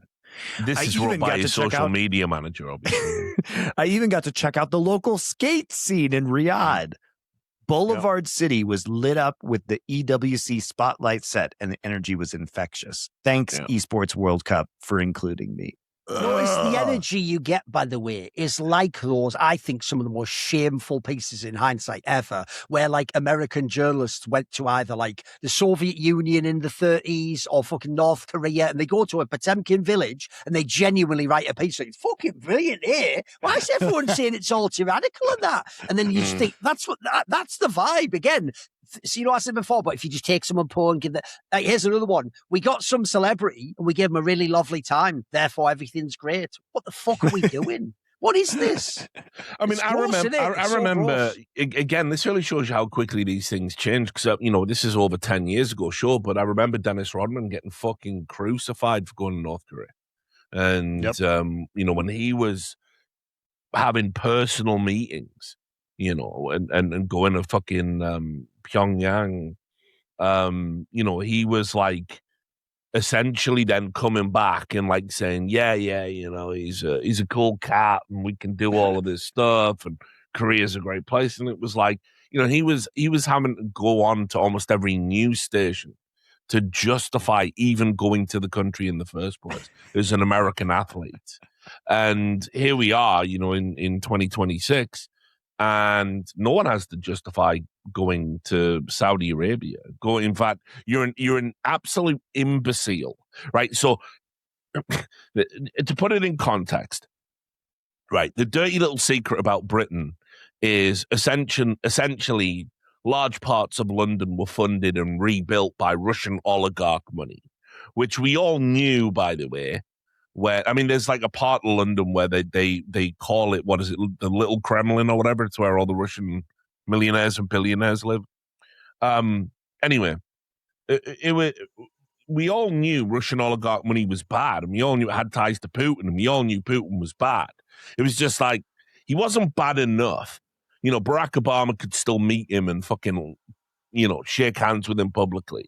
Putin could still do a state visit to the UK, and it was kind of like, we know you kill journalists and people fall out of buildings in record numbers in Russia if they've got money. But there was money flowing in to London. By the way, after the invasion of Ukraine, the British government just seized a ton of those assets and said, right, we'll be having them because you're state operators or something. So anyway, all of that was fine. And then when it wasn't fine, we've now just pivoted to it's Saudi and it's fine. And remember, Saudi Arabia, according to multiple human rights outlets, machine gunning illegal immigrants at the border, forcing, you know, immigrants to rape each other, torture each other, all, you know, all well documented. We've got the situation, you know, the bombings. By the way, also in Yemen. Stuff that people who are Gaza supporters are really, really against, except if they're in esports and it's about Saudi, apparently. Apparently that doesn't exist, and we just forget that exists. You know, you've got obviously all of the domestic stuff, you know, beating confessions out of teenagers, getting them to confess to being homosexual so they can essentially expedite an execution, murdering political dissidents, murdering journalists in foreign embassies, imprisoning female rights, women's rights activists, doing all of these things, which, by the way, it is just the dictator playbook, but we've just created a universe where it's okay to take money from these people. Now, by the way, there's going to come a time when it won't be. There's going to come a time when they might even go so far as to retcon it and say the people that took this money were suspect and are bad now and have some atoning to do. But right now, you're an idiot, or someone with an incredibly based moral center. But right now, you are an absolute idiot if you're not taking Saudi money. It is without consequence. There is no one to judge you, no one to punish you for taking it, in the same way that all of that Russian money you could have got, but especially during the time of the subprime mortgage crisis, 2008 to 2013, I would say, was peak. Go get some Russian scratch if you knew what to do. And it's just Saudi now, and it's crazy. It's an objectively evil regime that, by any other standard, would be called evil. And we've just got fucking Tony Hawk, like, yeah, dude. By the way, literally, it's so incredible out here, man. Like, literally, Biden in the last administration, before oil prices went up and he was concerned about re-election, said the words, "I want to make Saudi Arabia a pariah state." Bro, he said that and then went and fucking fist bumped MBS in a photo my point is that, to make it look like he was down with MBS, then begged MBS to fucking, drill more oil so America could buy the excess. Yep. Because even though Biden had said he wasn't going to hand out more drilling licenses, he did, and handed out more than he'd committed to, but it still wasn't enough. And MBS told him to go fuck himself. Right, because the Biden administration knew what they were doing as well. All of that happened, and yet here we all are. MBS, yay! Don't talk about 9/11. Whatever you do, they're friends to America. They're friends to America. Don't talk about 9/11. Don't talk about 9/11. That will always also be the whiplash for people outraged, because in the early 2000s, the entire thing was every single form of terrorism is because of the Middle East, including Saudi Arabia and Iraq. And then now you're supposed to go, why not welcome them all in? Like, what? That was 10, 15 years ago. I mean, listen, I'll give credit where credit's due. And it's like that. And by the way, people who usually quote, what was he called? Drill or Wint or whatever the fuck. People who quote him are usually just terrifying bores that are incapable of being funny by themselves. But I will say his all-time tweet for me is, I retract my earlier statement about Hamas or about ISIS. Under no circumstances do you have to hand it to them. Right. And so I'm now about to do that tweet for real. But I'll say this: Saudi Arabia, to their credit, have cleared up a lot of the Wahhabist centers domestically that were hotbeds of radical jihadist terrorism. They have done that. They also are part of the Abraham Accords. They have essentially, to a tiny amount, recognize that there were some Saudis that may or may not have been involved in, the big one. That's fine. Saudi hasn't joined the Abraham Accords yet. That's the latest. No. But they're right there, and obviously right now, and they've wanted to normalize relationships with Israel. They want to recognize the Israelis, and at this particular time, to be doing that, obviously this is where the reticence has come from. We're not in the same world we were pre-Israel's response to October 7th. But had that all not happened, we're probably in a world where it was something I couldn't have conceived of would happen, which is, we've got a normalized relationship between a ton of Middle Eastern states and Israel, Saudi being one of the bigger ones. So I'll give them all of the credit for that. Not to say they drive now, but that doesn't, for me, offset all of the other stuff. Exactly. And you can have a really cool esports event down the road from where a woman is screaming in a prison because she had the fucking audacity to wear dungarees in public. The esports event doesn't quite do it for me, I'm afraid. So, but I followed a lot of the media coverage, and I watched. I could only stomach the first 2 and a bit episodes. By the time I got up to Magnus Carlsen and that just shit-eating grin of his, where it's like, is there a bag he doesn't take? I was just out. I mean, I know Duncan did make a list of lies, right? Have you got any that we haven't touched on? I've already said some of them. Like the Open would say it's Esports Ultimate Prize. It could decide the best esports club in the world. They basically imply over and over again that like anyone can win, or it's like neck and neck between Liquid and Falcon. Clearly, all these things are just totally false. By the way, I was looking up all the different teams and what. The other thing that's mad as well is you just did the number one and number two because it's a massive contrast, Monty. Like 22 versus 30, bro. If you just start going down, you know, orgs like Xavier in something like 5 games or something. I think Team 1 in 5 or 6. Like, these are some of the bigger organizations in the world. They don't give a fuck. People like G2, I think G2 finished 20th in the place last year, mate. Like, they're irrelevant. Like, it's mental. So it's actually just stunning how much of the entire event is AstroTurf. Like, you're also supposed to believe that this is like the entire world of esports getting together to compete and decide who the best is. But then you get to be number one by just winning on aggregate by being in like 5 times more games than everyone else. What even is that at that point in time? Like, and also you will notice, forget all the whole Saudi part and there's politics. No one in the industry even calls that detail out.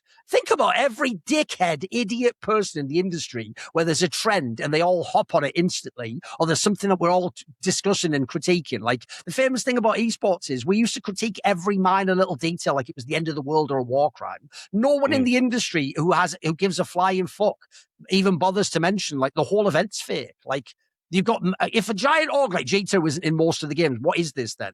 Like, I'm sorry, G2 was a bigger esports org than fucking Falcons. I don't care how many shit games that no one plays or watches Falcons invest into. G2 was a much bigger esports game with much more significant relevance in all the major esports games. But I'm supposed to believe Falcons is number one and G2 is 20th. Like, what are we even doing at this point in time? It's a fucking absurd premise.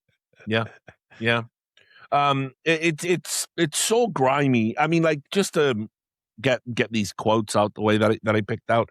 They were like, I think they even said as well as a quote. I believe this was the Falcons guy. It might even have been that Grant Rousseau guy who used to work with Guild. I think he even said a quote like, "I think we'll definitely score the most points." Yeah, I think so too, mate. You're in all the games. You're in all the games, and you come 9th or whatever, get some points, or 6th. Like, yeah, I think you'll get the most points. Why you? By the way, the fact that this is one thing I also hate. You're saying that out loud because you know it's factually true. You're not saying it for the obvious. You're pretending that's just a hope.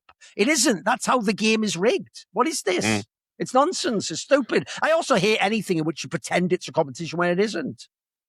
So this is the press release stuff. And basically, they said that the level up, the next chapter of Level Up deepens our exploration of a global phenomenon that is as much about human ambition and identity, which is interesting, as it is about competition. Esports is one of the most dynamic cultural movements of our time. In this season, we continue to chronicle not just the competition, but the lives, dreams, and sacrifices of the players at the center of it, revealing a world that is both intensely personal and globally resonant. And it's like, that's what you did in the first season. You literally in the first episode did a 10-minute spiel. I hadn't even thought that, Richard. What if you watched the first season? Surely it's the same thing again. It's just a rerun of the same shit. It's rinse and repeat because I think the goal is, I think it's two-pronged. I think it is a little bit of what Monty was talking about, where it's like, if I had heard about esports, read a bunch of friendly coverage that there's this massive video game event and $75 million. Because normies used to rubberneck for TI. They saw big number. Well, what's this? If it has money thrown at it, it must be valid, right? So people rubberneck, and I think maybe that there's a little hope you're going to capture some newbies, and they're going to. I'll tell you what I've even realised. I was thinking about this. I'll tell you the vibe this gives me, because we'll all be able to relate to this. You know, when you're on an aeroplane and they have that type of entertainment that isn't like Hollywood. It's like sort of 4 documentaries about things you might vaguely be interested in. Like, here's how Norwegian ice fishing works. But it'll be the most. It gives you that vibe of like, it's just some shite you put on for 45 minutes. I mean, this is the thing. They've spent a fuck ton of money on this, probably by esports standards, but by entertainment standards, this is the type of shit you film to just fill a streaming platform, essentially. And I would be, it wouldn't surprise me at all if basically like Amazon Prime had given them like a little stipend to go make it, and the rest was coming. I don't think so.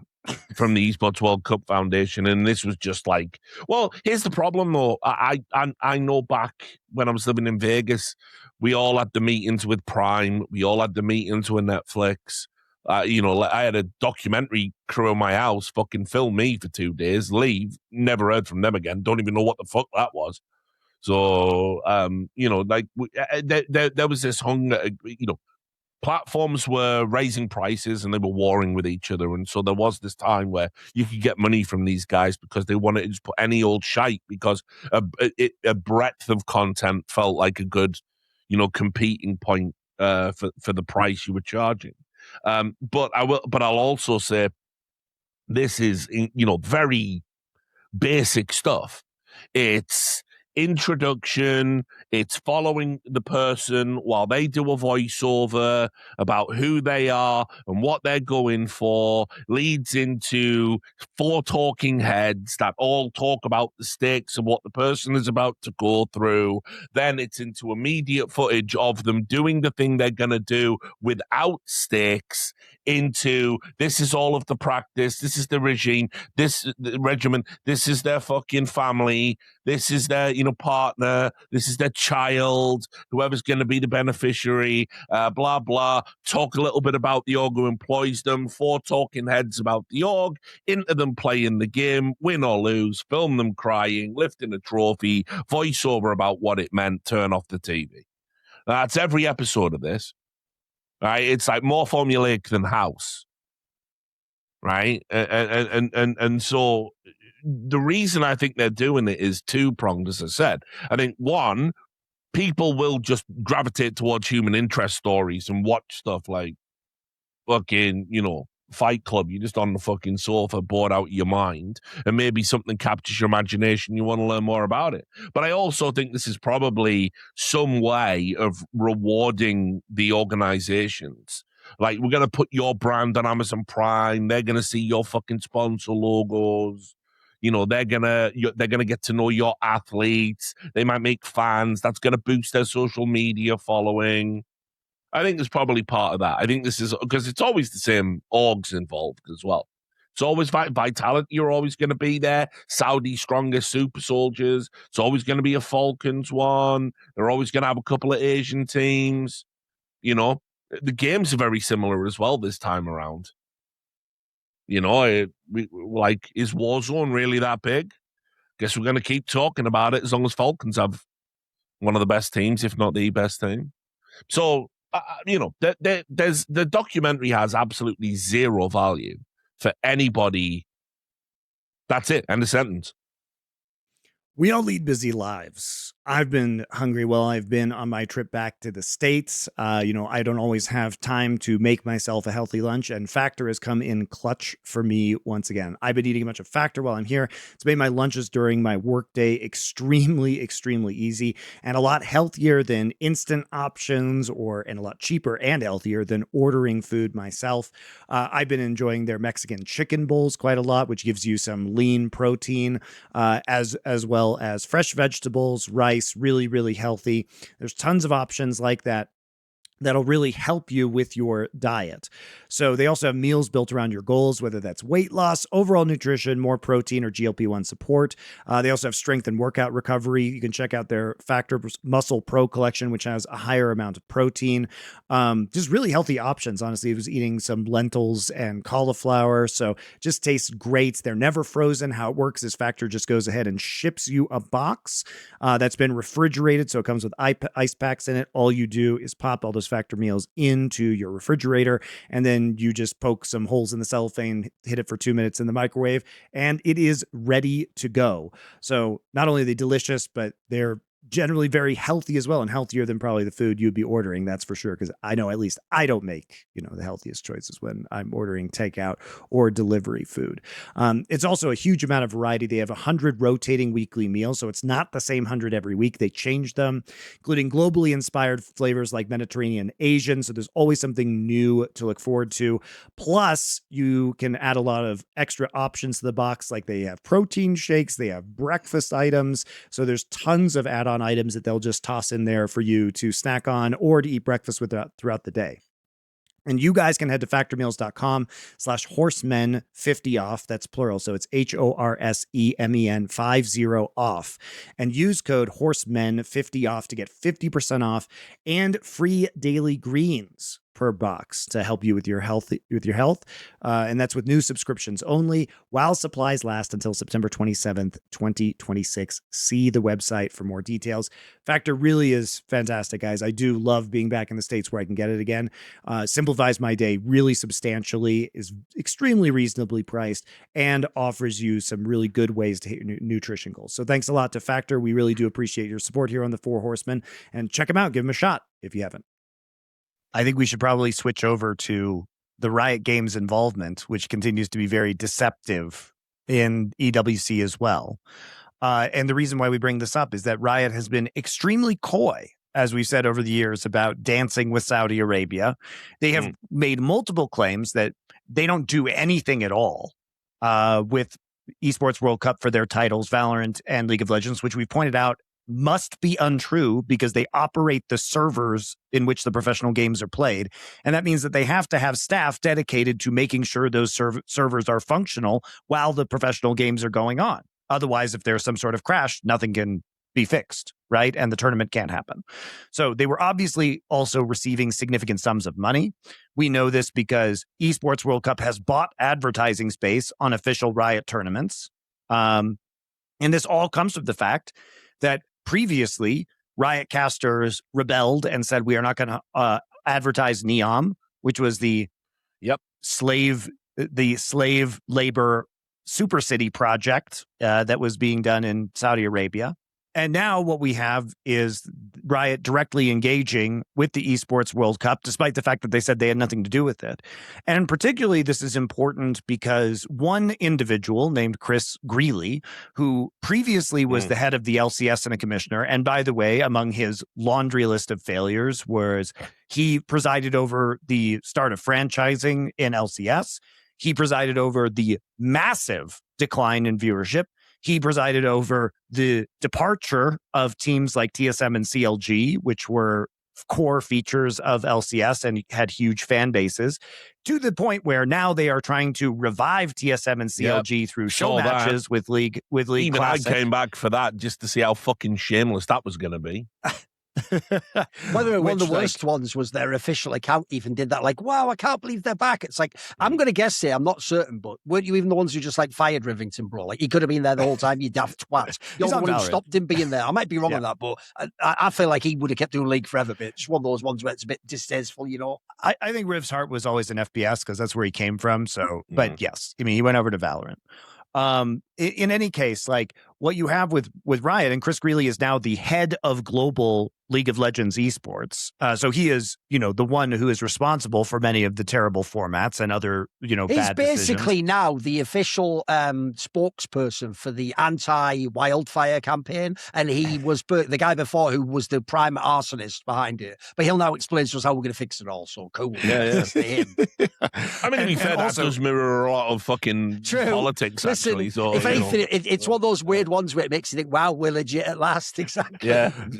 and you guys may have seen him on stage where he was handing out the World's Trophy, extremely awkwardly, forgetting all his lines. And then the pièce de résistance was he forgot how to pronounce the CEO of Riot's name when introducing him at the end of the League of Legends World Championship. So this guy, just nailing it in all capacities. So what's interesting about him, besides all of the above, is that a few years ago, Saudi Arabia has been having esports conferences for the industry in conjunction with the Esports World Cup. Now, he's been announced for many other conferences, including MIT's very famous Sloan Sports Conference, He was not announced for this conference, and yet he was there giving speeches on panels, which we only found out about because it was leaked on LinkedIn by somebody else. Yep.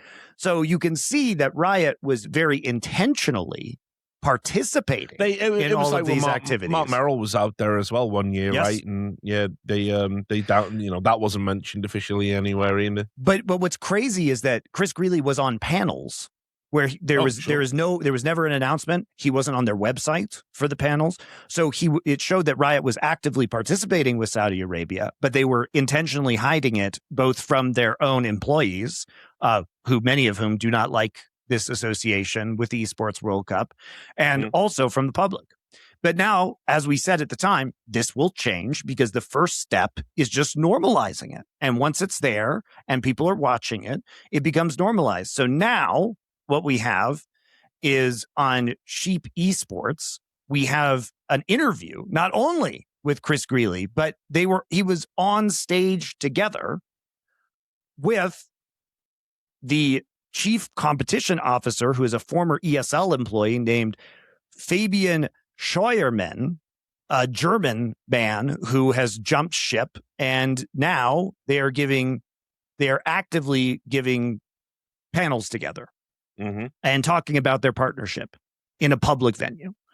So the real question is, why was it important that Chris Greeley hide his participation years ago if he can do it now? Right? And then we also just have completely outrageous quotes coming out of this that we just have to address as being lies. By the way, is it too? Like, here's the thing I don't actually want to do, and I'm genuinely thinking about this a lot recently because of it. By the way, watch the episode about the Odysseys out on 4Play, and that's actually been making me think about people who live in internet echo chambers. And I told people the gag about that is not only did they think by hate tweeting about a movie they hadn't seen that they would cause it to flop at the global box office. These are the same 1,000 people with anonymous avatars who believe they actually won the last 3 US presidential elections. Like, these people are so I want to just check that we're not doing that, right?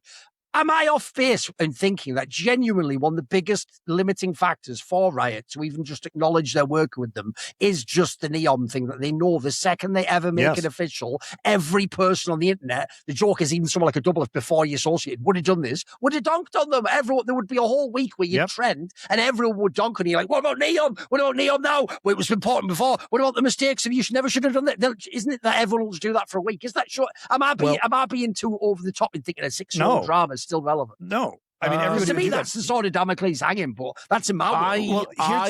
Okay, you go first, Money. Sorry. Here's the other sort of Damocles. It's their own employees, Thorin, because I really believe that this all stemmed from the fact that Riot themselves was found guilty by the state of California and had to pay $100 million in penalties to women at Riot. Okay. And because the company had systematically discriminated against them, it was found. And then they tried to fight it. They tried to actually bribe and manipulate the government, which then caused a higher penalty to happen afterwards. But here's the thing. Riot had a choice. At that moment in time, there was a decision. And the crossroads was this. Either we fire people, the executives. Remember, nobody was fired. They didn't fire no one was actually responsible for the insane misogynistic culture they created. Blizzard fired people. Blizzard changed their leadership. Riot? No, they didn't do that. So what they did was they had to create basically a venting place internally at Riot where everybody could say, they're like, we're changing the culture. Now you can talk about all these issues. And these are the political issues that you can talk about. And they created a bunch of activists inside the company because they didn't want to fire anybody.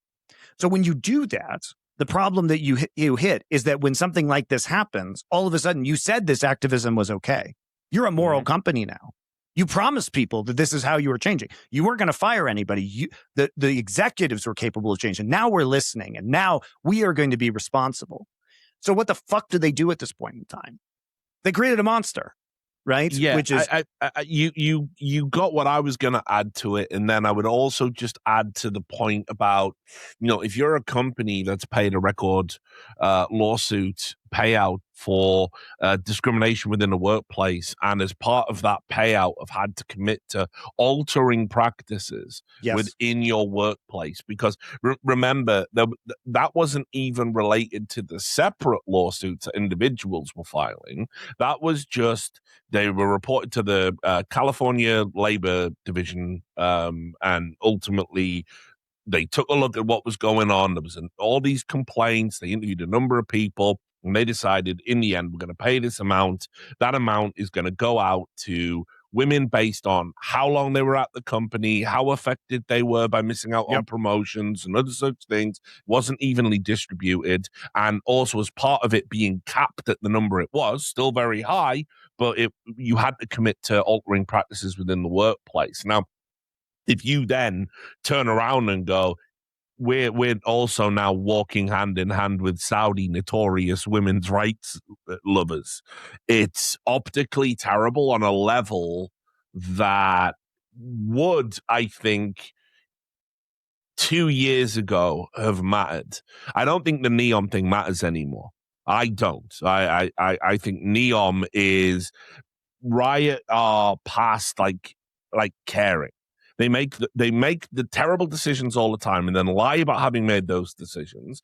Then give you a piss weak, watered down version of what you said would have been better, but it isn't what you actually wanted for, because their hubris is so fucking high. They would never actually acknowledge that you were right. You, the community, were right. So you get the shit version of what you knew was a better idea. And then when it all comes tumbling down, they go Jenga, reset the board, and hope you forget that at every step of the way, the problem has been Riot Games themselves. So I don't think they care about the NEOM shit anymore. But I would also add, here's the other issue.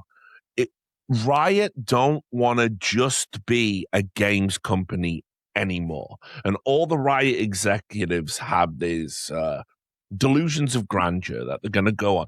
Mark Merrill, as I said, quite hilariously, I've been told by multiple people, introduces himself as, founder of Riot and TV producer, right? He's a TV producer now, guys.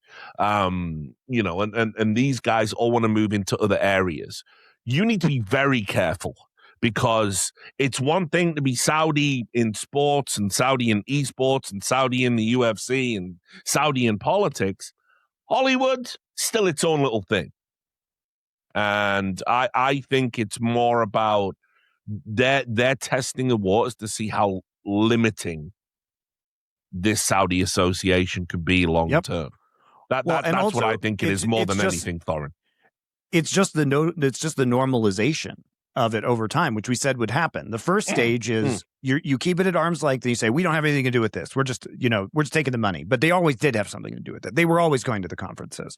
They were always sending executives out there. They were always supporting the tournament servers. They were always facilitating. They were always moving the calendar to facilitate this, right? So it was always a lie.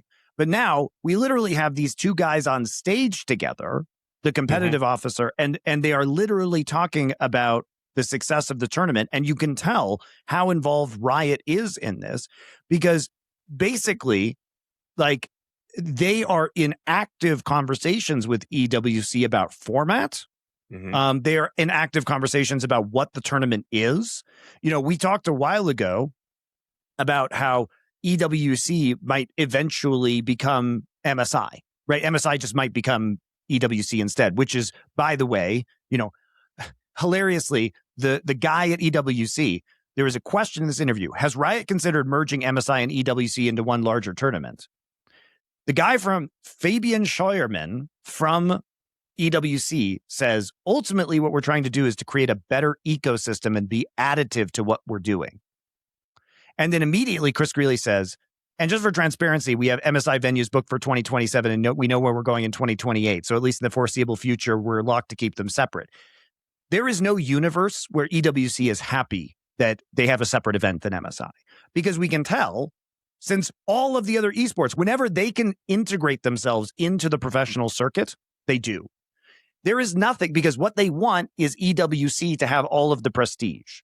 They would love if TI if LoL Worlds, if MSI, these things would all happen at EWC. They would move heaven and earth to do this.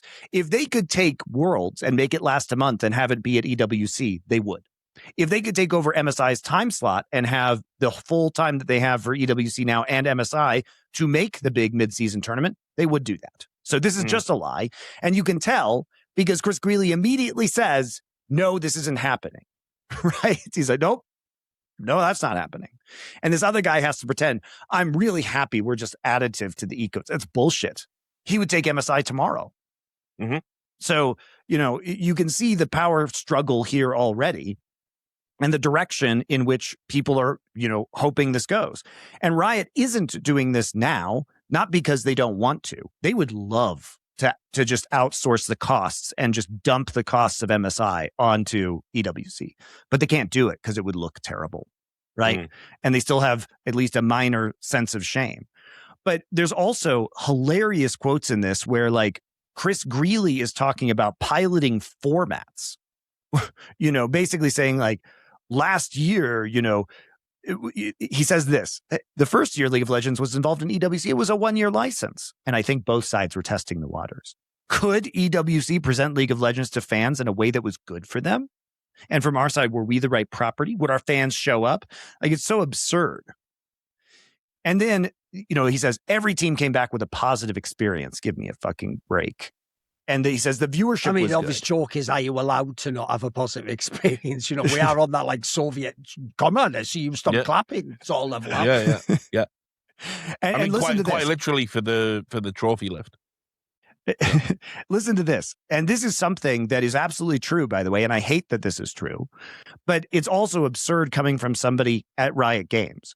Reddit and other social media tend to bring out a vocal minority. So you hear all the bad things, and it feels like that's the only sentiment that exists in the world. But then you have 1 million people plus China's viewership watching the event. 1 million people didn't show up to hate watch. They showed up because they wanted to see the teams in the competition. And to everybody who says sports washing doesn't work, it does work. That's why they do it. And he's absolutely right that it's a small minority.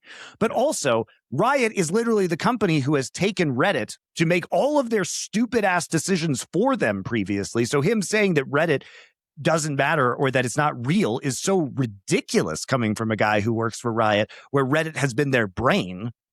And then also, it just goes to show, like, what were the bad things that people were saying, Chris? What were the bad things? Was it that it's a bad tournament? Nobody really said that.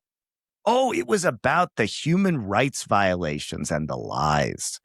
But we can't mention that. So those people are wrong because 1 million people showed up to watch. I mean, this guy's morality is just so unbelievably fucked. Right. Meanwhile, again, let's former do lawyer, it again because I'm sorry, lawyer. I will always care about historical context. 2022 wasn't even yet 4 years ago when a Carlos Ocelot of G2 taking a picture with Andrew Tate in the background, then not apologizing well enough, meant that you couldn't be associated with him as a partner in the Valorant League. That's real. Less than 4 years ago, that level of association meant you are persona non grata unless you bend the knee and say you disavow all of that. But now Chris Greeley and Riot are fine working just with the Saudis, who now kill even more people each year. What are we doing? What is this? It's nonsense, isn't it? It doesn't end there. He says the last piece was EWC's willingness to experiment with qualifiers and formats. They were willing to test things like Fearless Draft and be a testing ground for us. So they're literally just using them in their shit tournament that's too short and has a whack-ass format to do format tests, right? This year they're running dual streams, which we're interested in because it creates more international competition while keeping things condensed. Riot. People were running themselves hate dual streams, bro. So Riot themselves hate dual streams. Do it 1 million times, I know. And also, we've been running dual streams for decades in esports, and we know it works. Just look at TI. Holy shit, just look at TI. Another MOBA. And it's like, yeah, you could run more games in a condensed format with dual streams. You could run Worlds that way. Do you do it? No. We have to test it with, it's really important that EWC exists so we can test these things, guys. It's super important. Otherwise, we just wouldn't know. There's no way to know, in fact. So, I mean, this whole thing is such fucking nonsense that I like, my jaw hit the floor when I was reading this because like I don't even know how to respond, because it's clearly these two guys just going on stage, the Esports World Cup guy playing coy. Oh, no, we like being added. We don't want MSI. And then Chris Greeley just dropping a bunch of fucking nonsense that's just irrelevant a lot of the time. One of the things that really stood out to me, the mask slips. Like the mask. One of the things that really stood out to me about the interview is there's just not a follow-up question. Like it's actually. Chris, are you ready? What were I'm going to do it again. I'm going to keep everyone. I'm going to use my autistic memory to hold an entire industry accountable. The subtitle of my biography, right?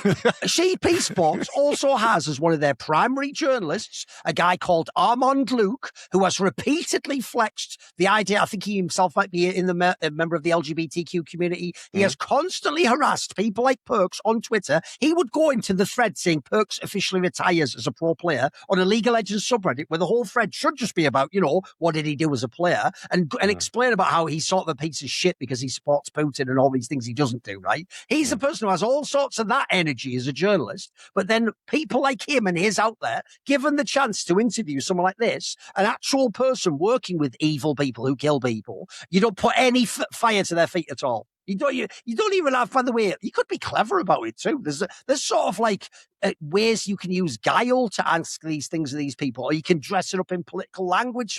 But again, you're right, Monty, where's the pushback? None at all. Just like, oh, well, if you say so, I guess double plus good, mate. Yeah, brilliant. I love EWC. It's like, it just, again, because I've done this editorially, for a long time. I've been an editor. I used to have the staff, submit me their interviews, and you would just look. It's like this was a bunch of questions that were just pre-written, probably pre-approved, pre-screened. Yes. This doesn't look like a back and forth interview, does it? No, this is by the way just a panel that they had where they probably were submitted questions, and they just go through it, and they don't take follow-ups. There's nobody there on a microphone saying, "What about this?" They're just. I mean, by the way, that should be explicitly stated. The top line should be like, this is the transcript of the press conference. It says they answered questions from the media during a roundtable discussion. They sat down with the press to discuss the partnership between the two organizations. Yes. By the way, if that's actually a press conference, I'd even say that's misleading, Monty, because sat down with the press sounds like you sit down in like a movie press and the different person comes in, they each ask their own question. Instead, if you're just sat there with a tape recorder asking one question, sure that's very different. Yeah. But it's and by the way, sadly on this one, this ship had sailed a long time ago, because we all know, thanks to Javi Gum that Riot already was rigging the way their press conferences worked. Anyway, yeah. They were never allowing people really into there to even ask league questions. It's not even clear from the write-up who asked the questions. No, exactly. It could even be another outlet. Like this is what I mean. Like, fucking, there's no editorial. By the way, the reason Richard's bringing this up is these are the most basic standards you'd expect. Yeah. Not even some art like sophisticated shit. This is 101 level shit. The implication here is that all of these questions belong to Sheep Esports by the way it's presented.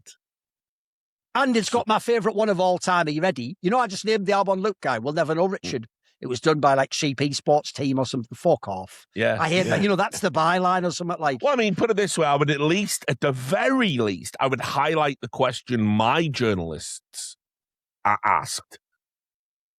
If it's a press gaggle, you can't get everyone's name down, but you want to present the whole thing, probably recorded it on their phone and transcribed it later, right?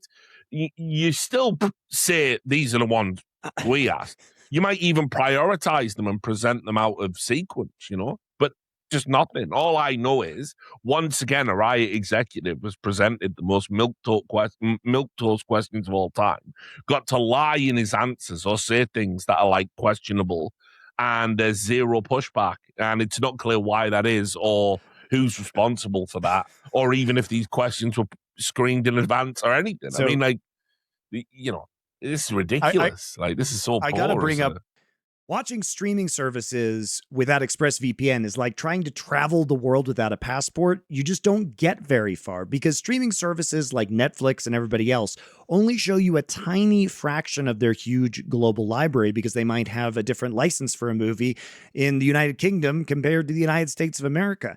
And especially if you follow along with us on 4Play and our movie show over there, you can actually access a lot of the films that we watch and watch along with us, but you don't have to pay extra for them. You're already paying for them. Just use ExpressVPN. Not only that, but ExpressVPN is just incredibly easy to use. All you have to do is push one button on an app on your PC or on your phone. You can even install it on certain routers to just use VPN on your entire network at once.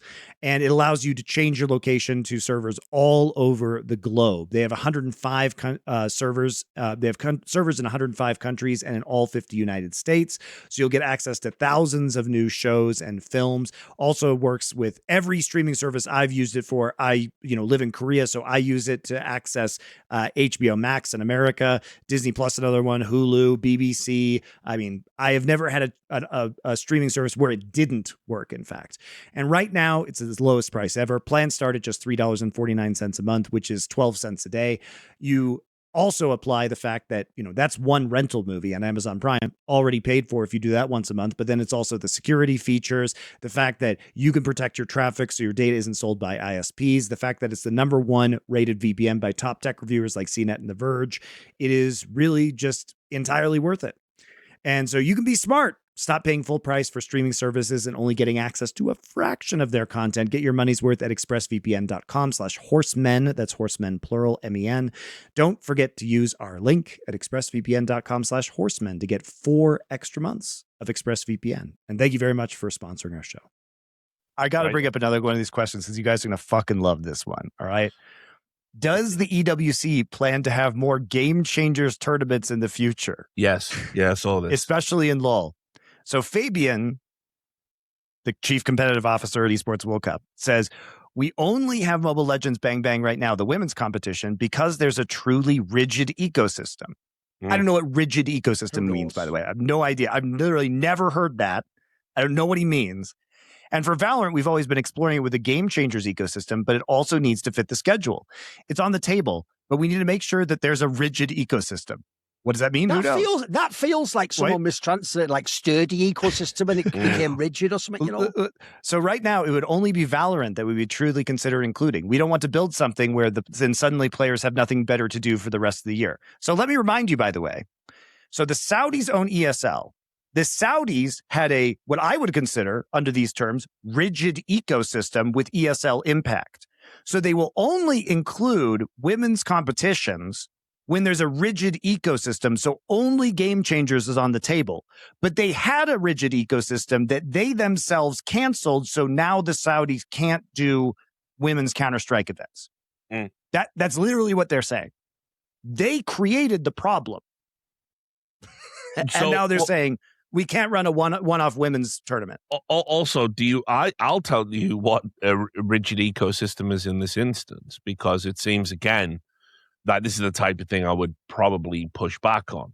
So the rigid ecosystem they're referring to is Mountain Games makes Mobile Legends Bang Bang, right? Kiss Kiss Bang Bang. They make that.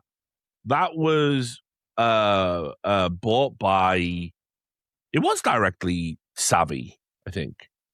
But there was like, Mountain was originally owned by ByteDance. ByteDance sold Mountain. They're acquiring it this year. Yes. So Savvy Games, which is owned by Saudi Arabian government, is acquiring Mountain Games for $6 billion. So that's the rigid ecosystem. That it's going to be entirely hermetically sealed and controlled by the Saudis. Get in now, right? And ultimately, the EWC again has been handing out the stipend. Get your women's MLBB team, right? But by the way, if it needs a rigid ecosystem, ESL creates a Counter-Strike ecosystem that is rigid, so they can have a Counter-Strike event. But then they killed their Game Changers or their impact ecosystem. Yeah, but it's also the opposite of a rigid, right? Again, rigid is such what a crazy does rigid word ecosystem mean? Yeah, an ecosystem is something that ultimately, as long as it exists in balance, will essentially self-regulate. No one aspect of it is out of control of the other, and there are many parts that all interface with each other perfectly. That's what an ecosystem is. Right? Like none of these people, lots of people use the word ecosystem in esports. Not one of them cares about an ecosystem because they all want to be an apex predator, which can't exist in a harmonious They want ecosystem. a monopoly. Yeah, exactly. What they want is a monopoly. And every time we do get a monopoly, by the way, this would be a total Saudi Arabian controlled monopoly of a video game. That's that, funnily enough, if you go and look up esports charts that are now partnered with the Esports World Cup, they're telling you they were telling you last year there's a boom in Mobile Legends Bang Bang that people really need to get involved in. If your org hasn't picked up a team, what the fuck are you doing? It's all from the top down, controlled by the Saudis. So it's not an ecosystem. It's just like if the Saudis get bored, what do? There's nowhere else to play. It's also an absurd premise because if you don't know the reason why they no longer even say these are women's competitions, now they're game changers because what they're actually is about like vulnerable and protected class. Essentially, everyone except straight men. Like if everyone except that, it's like one of those flags. It may as well be like the pride flag, but represents everyone except straight white men, basically. So the premise now is obviously it contains trans competitors, right? Here's the thing I will always find insane about that. Are you even allowed to be trans in Saudi Arabia? They don't have any. Does it even exist? Do they acknowledge it as existing? They don't have any laws against it, right? But but under because I've looked into this before. So under morality laws, if you are considered to be male and you were to say dress as a female, well, straight to jail. Right, so that's. I think it's mostly just manifesting it physically. Like I think you could think that yourself, but if you start dressing differently, that's when they'd have an issue. Where the thing is that is one of the corollary major topics that comes up every time these mixed competitions in this sense are ever featured. So the idea that they're going to be part of it and the Saudis are going to lead the way is an absurd premise on the face of it. I mean, that will of course only ever be applied to Saudi Arabian citizens.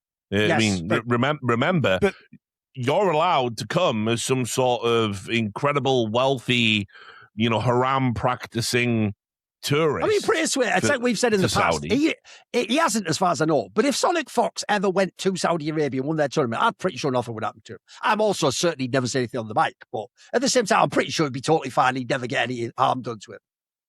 He's so delusional. I could see him grabbing a mic and fucking saying something. I genuinely, even though I think he's an idiot, I genuinely hope he never does something like that. No, I'd say him. You absolutely would fuck around and find out. Not waters I would want to test personally. Yeah, absolutely. But I mean, look, think about the game changer branding. Yeah. It's changing the game. What do you mean by that? The game being the status quo.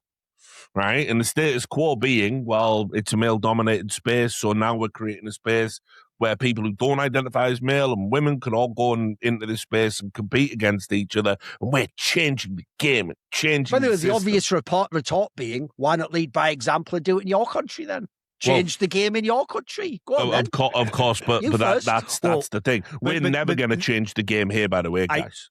I think this is also, I think that this is a problem for them, and I think ESL Impact was a problem for them, obviously because of the female issue. Also similarly branded. Look at the impact we're having on the space by having women's leagues watched by 400 people, most of them there to ridicule the competitors.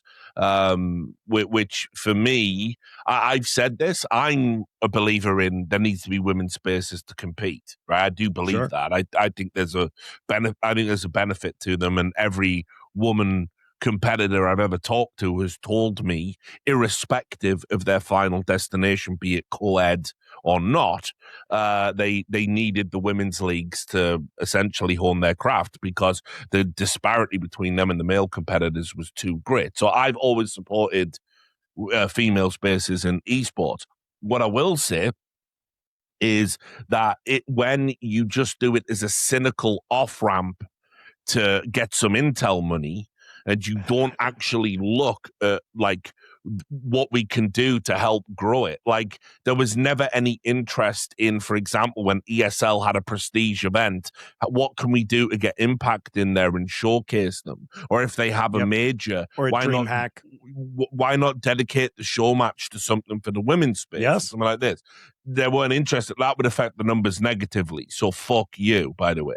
So the same people that profess to care about growing the women's esport, fortunately, women's esport, when money's tough, women's esports is always going to be the first thing that gets cut. Well, it was also, so, I suspect, I don't know this, but I suspect that a lot of the corporate funding came from different budgets. Intel will have their esports budget, which goes to, Intel Extreme Masters, but they will also have a budget that is directly for, women empowerment. Right. Yes. Or, minorities or any of these things.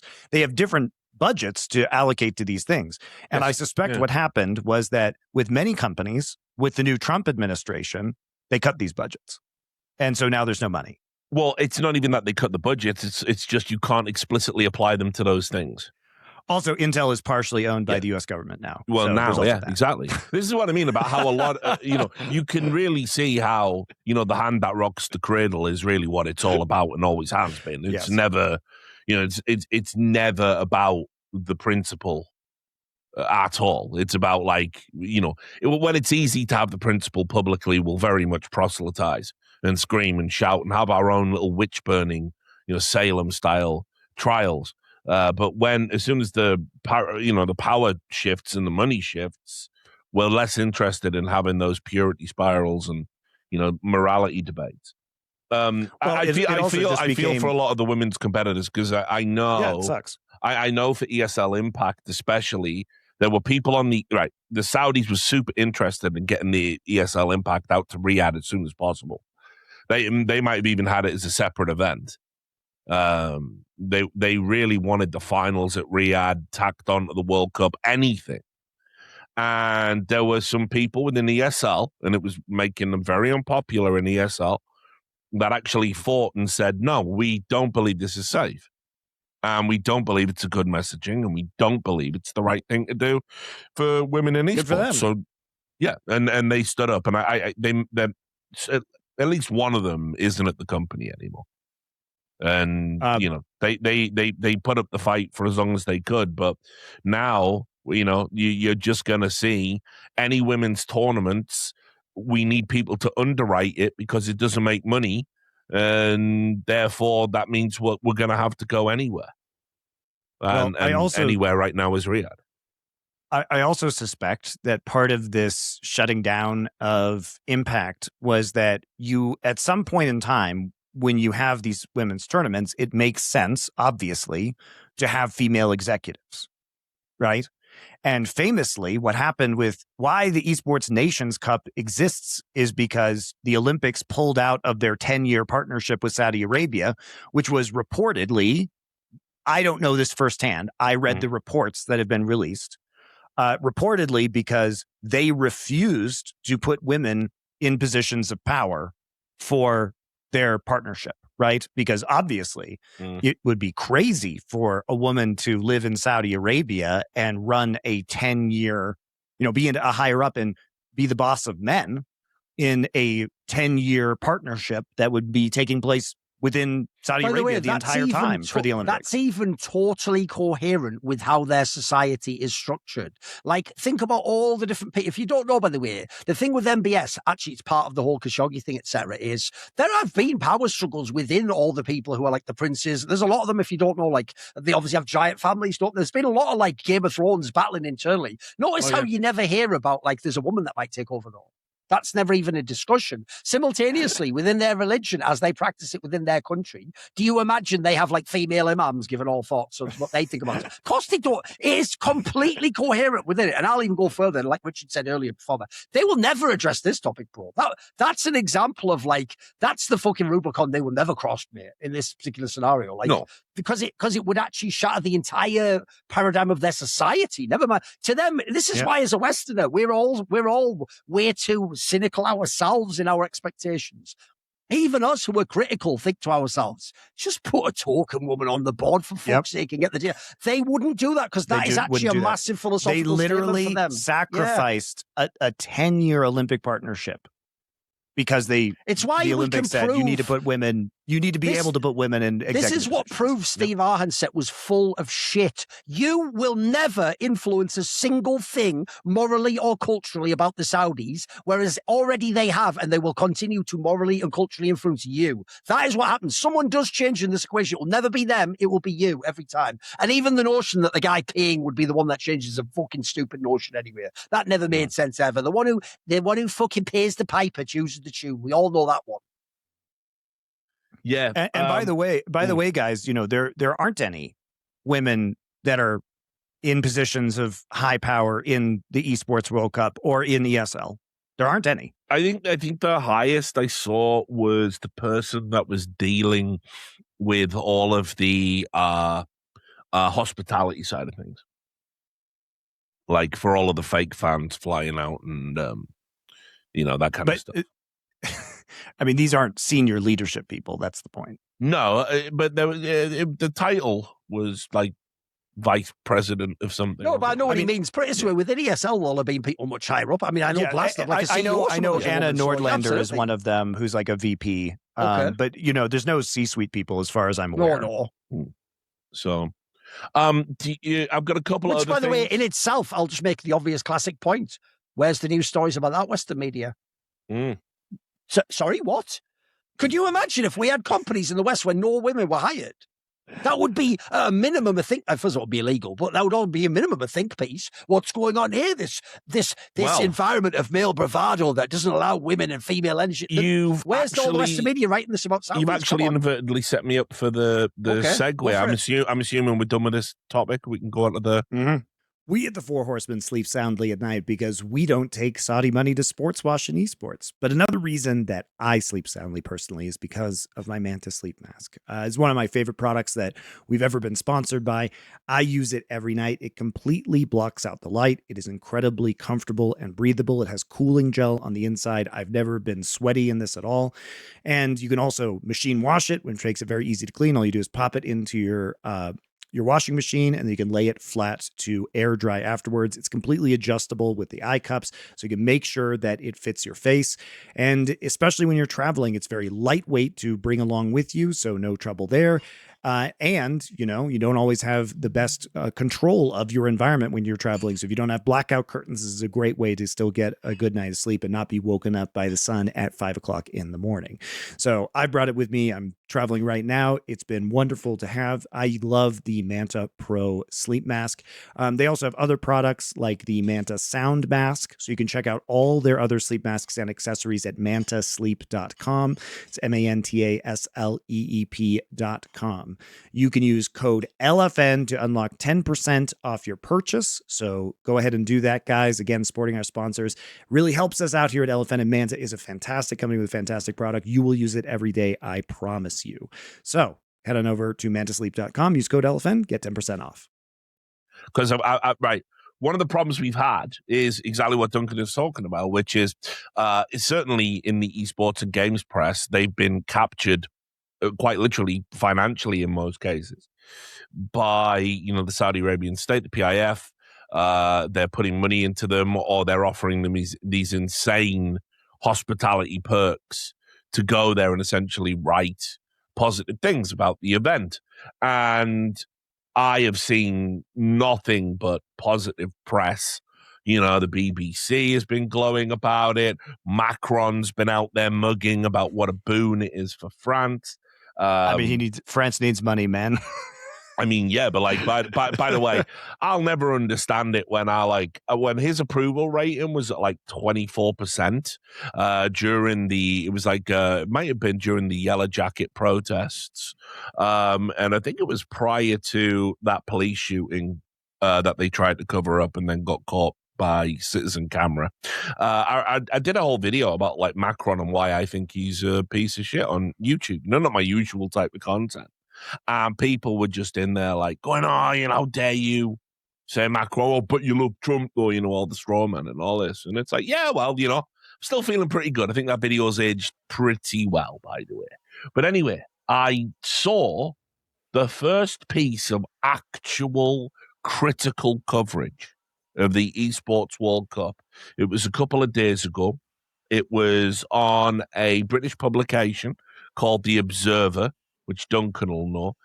It used to be considered to be The Guardian that you buy on Sundays, although that was never true. It just got folded into the Guardian group in the 90s. It's not even in there anymore because the Guardian's losing money. It's actually a super old traditional British paper that goes back over 200 years. It's got a lot of journalistic history. It's a great publication.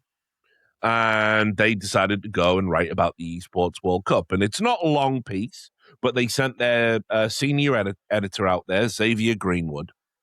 And I thought it would be good towards the end of the show there's a bit of a palate cleanser to read this write-up that he did, because it's hilarious. And by the way, feel free to interject. There's plenty of comedic beats. He said, what I see defies comprehension. Beneath my feet is a football pitch as green as Oz. Above me are holograms of players swiping the eye line like giants or gods. At every turn are modular cubes tiered and iridescent, creating an LED wall built in a Tetris-fueled haze.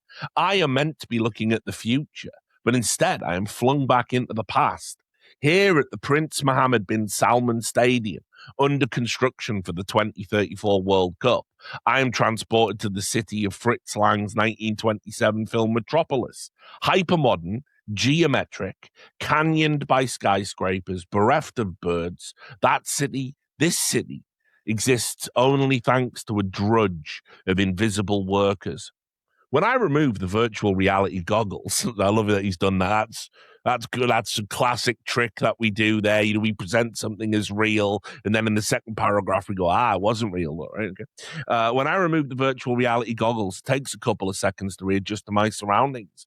I am not in Qiddiya City, Saudi Arabia, but in an air-conditioned exhibition center in Paris. Next to me is a cheerful woman who encourages me to complete the other challenges to receive my gift. That's right. They're still doing this.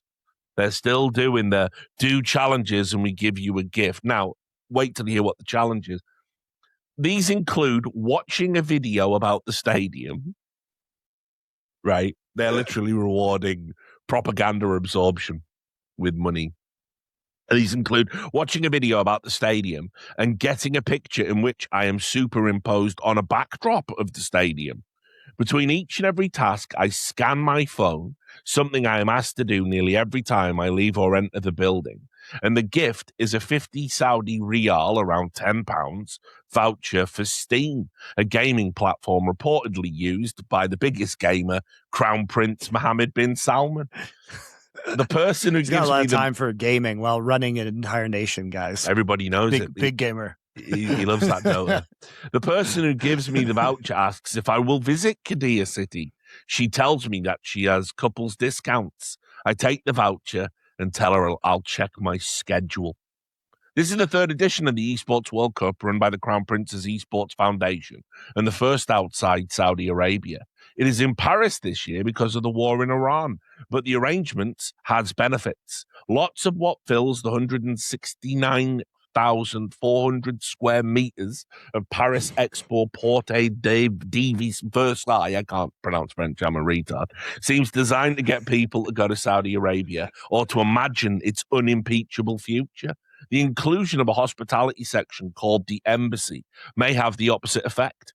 Quibble about the difference between an embassy and consulate, but it's hard not to think of the journalist Jamal Khashoggi, who was murdered at the Saudi consulate in Istanbul in 2018. I am in Paris to experience in person a phenomenon that has mystified me from a distance, the world of professional gaming, with all of its bells, whistles, and lucrative prizes. I'm also here to understand why Saudi Arabia, as it withdraws funding for Live Golf and reconsiders other investments, is moving full steam ahead when it comes to esports. What does this phenomenon offer the kingdom? It is steam that comes off me when I exit. He's doing that. He's callbacks. I exit the metro at Porte de Versailles to broil in the Parisian heat. As I walk towards the tournament site, I pass billboards that herald the mononymic star of esports with exclusive names such as Knight, Caps, Faker, and Zwu. Right, so he literally knows nothing about esports at all. Doesn't know who those people are, but they're just presenting. He even sort of tried. There's even the implication there, like, look how weird the aliases are. I love it. It's pure boomer talk. Magnus Carlsen, official chess ambassador of the Esports World Cup, and Cristiano Ronaldo, global ambassador for the tournament, also features on the same posters. They're not the only big hitters associated with professional gaming. Kaká, Lando Norris, and Tony Hawk made cameos last year. Diogo Jota, the late Liverpool footballer, has an esports trophy named in his honor. Didn't even know that. It's kind of sick. That's bizarre, because what connection does he have to do with that? That essentially, Monty, all they're doing there is a footballer who tragically just died. We'll just take his name and put it on some Saudi shirt. Makes me wonder if his family, his estate must have done some deal for that, right? So, maybe they donated to a foundation or something. I didn't know about that until I read this article. So Feels a bit distasteful. Very distasteful. I agree. Saudi Arabia can never be accused of minimalism. The $75 million of total prize money on offer for winners exceeds the pot of the French Open in tennis, which takes place a few kilometers away. This serves to underline how empty the Esports World Cup venue is compared with Roland Garros. Staff at the gates wear T-shirts emblazoned with crowd control. I am one of 20 people within sight. Bro, wait a minute. They don't, as a gag, wear shirts called crowd control. They kill people who protest. They kill them. Guess what, Chris Greeley? You know, in the game, you do crowd control to spell that makes someone. How about putting someone in prison for 30 years, or just making them not exist anymore? That'll control the fuck out of the crowd. I love when I go to events with crowd control by my favorite developer, Riot Games. Yeah. I know, it's metal in it. Inside the main hall, one of several giant pavilions hosting the tournament, there are gaming arenas, a basketball court, a Paul bakery, an interactive manga installation, a glitzy trophy wall, dedicated team mix zones, and numerous advertising stands and merch stores. It is how Dave & Buster's or Hollywood Bowl might expand if they stumbled upon untapped oil reserves. My press pack includes 2 pages on esports growth in Saudi Arabia and some unsourced stats to convince. Can I see some pictures of that, please? I'm going to message him, actually, I think. I'll see if I can get it. I could probably just apply as press under a fake name, and they'd probably send them to me. But, Ricardo Luis. Yeah, do we want to start doing that? Are we there? Anyway, my press pack includes 2 pages on esports growth in Saudi Arabia and some unsourced stats to convince everyone of the wisdom of the venture. There is nothing about the energy cost of powering 7 weeks of industrial-scale air conditioning, hundreds of top-of-the-range gaming systems, and countless jumbotrons. 1984, Blade Runner, Planet Earth in the late Cenozoic era. Pick your dystopian poison. Some of my doubts dissipate over the course of the day. People do come to watch, though in fairly paltry numbers compared to the acres of space dedicated to them. Apex Legends, one of the 24 esports titles at this year's tournament, which features more than 2,000 players, does draw a capacity audience, which means I am relocated to a spillover zone for super fans. There, I am given an inflatable cheering stick and a bird's eye view of the action, which, if you ignore the screens, consists of a group of young people getting repetitive strain injury. I'm sorry, this guy literally sounds like some 19th century British explorer who's visiting an uncontacted Brazilian tribe. It's not gonna lie. No, I also love this. He's even doing that thing. This was how I approached it. Yeah. So. No, what I love as well is he does that thing, because actually esports was also like this, Monty. Whenever you would have the PC gamer type journalist or someone from a mainstream outlet come and do it, it would always start that way, because essentially they'd also use it as like a creative writing exercise. They'd never just go, I'm at a tournament that's got the best gamers in the UK. They'd go like, I hear a ghoulish chain dragged across something, howls of the tortured spirits as the rocket launchers blaze in the dungeons of hell. And then you're like, what the fuck? Because it's like they're just going, you know what, fucking let's just let loose, boys.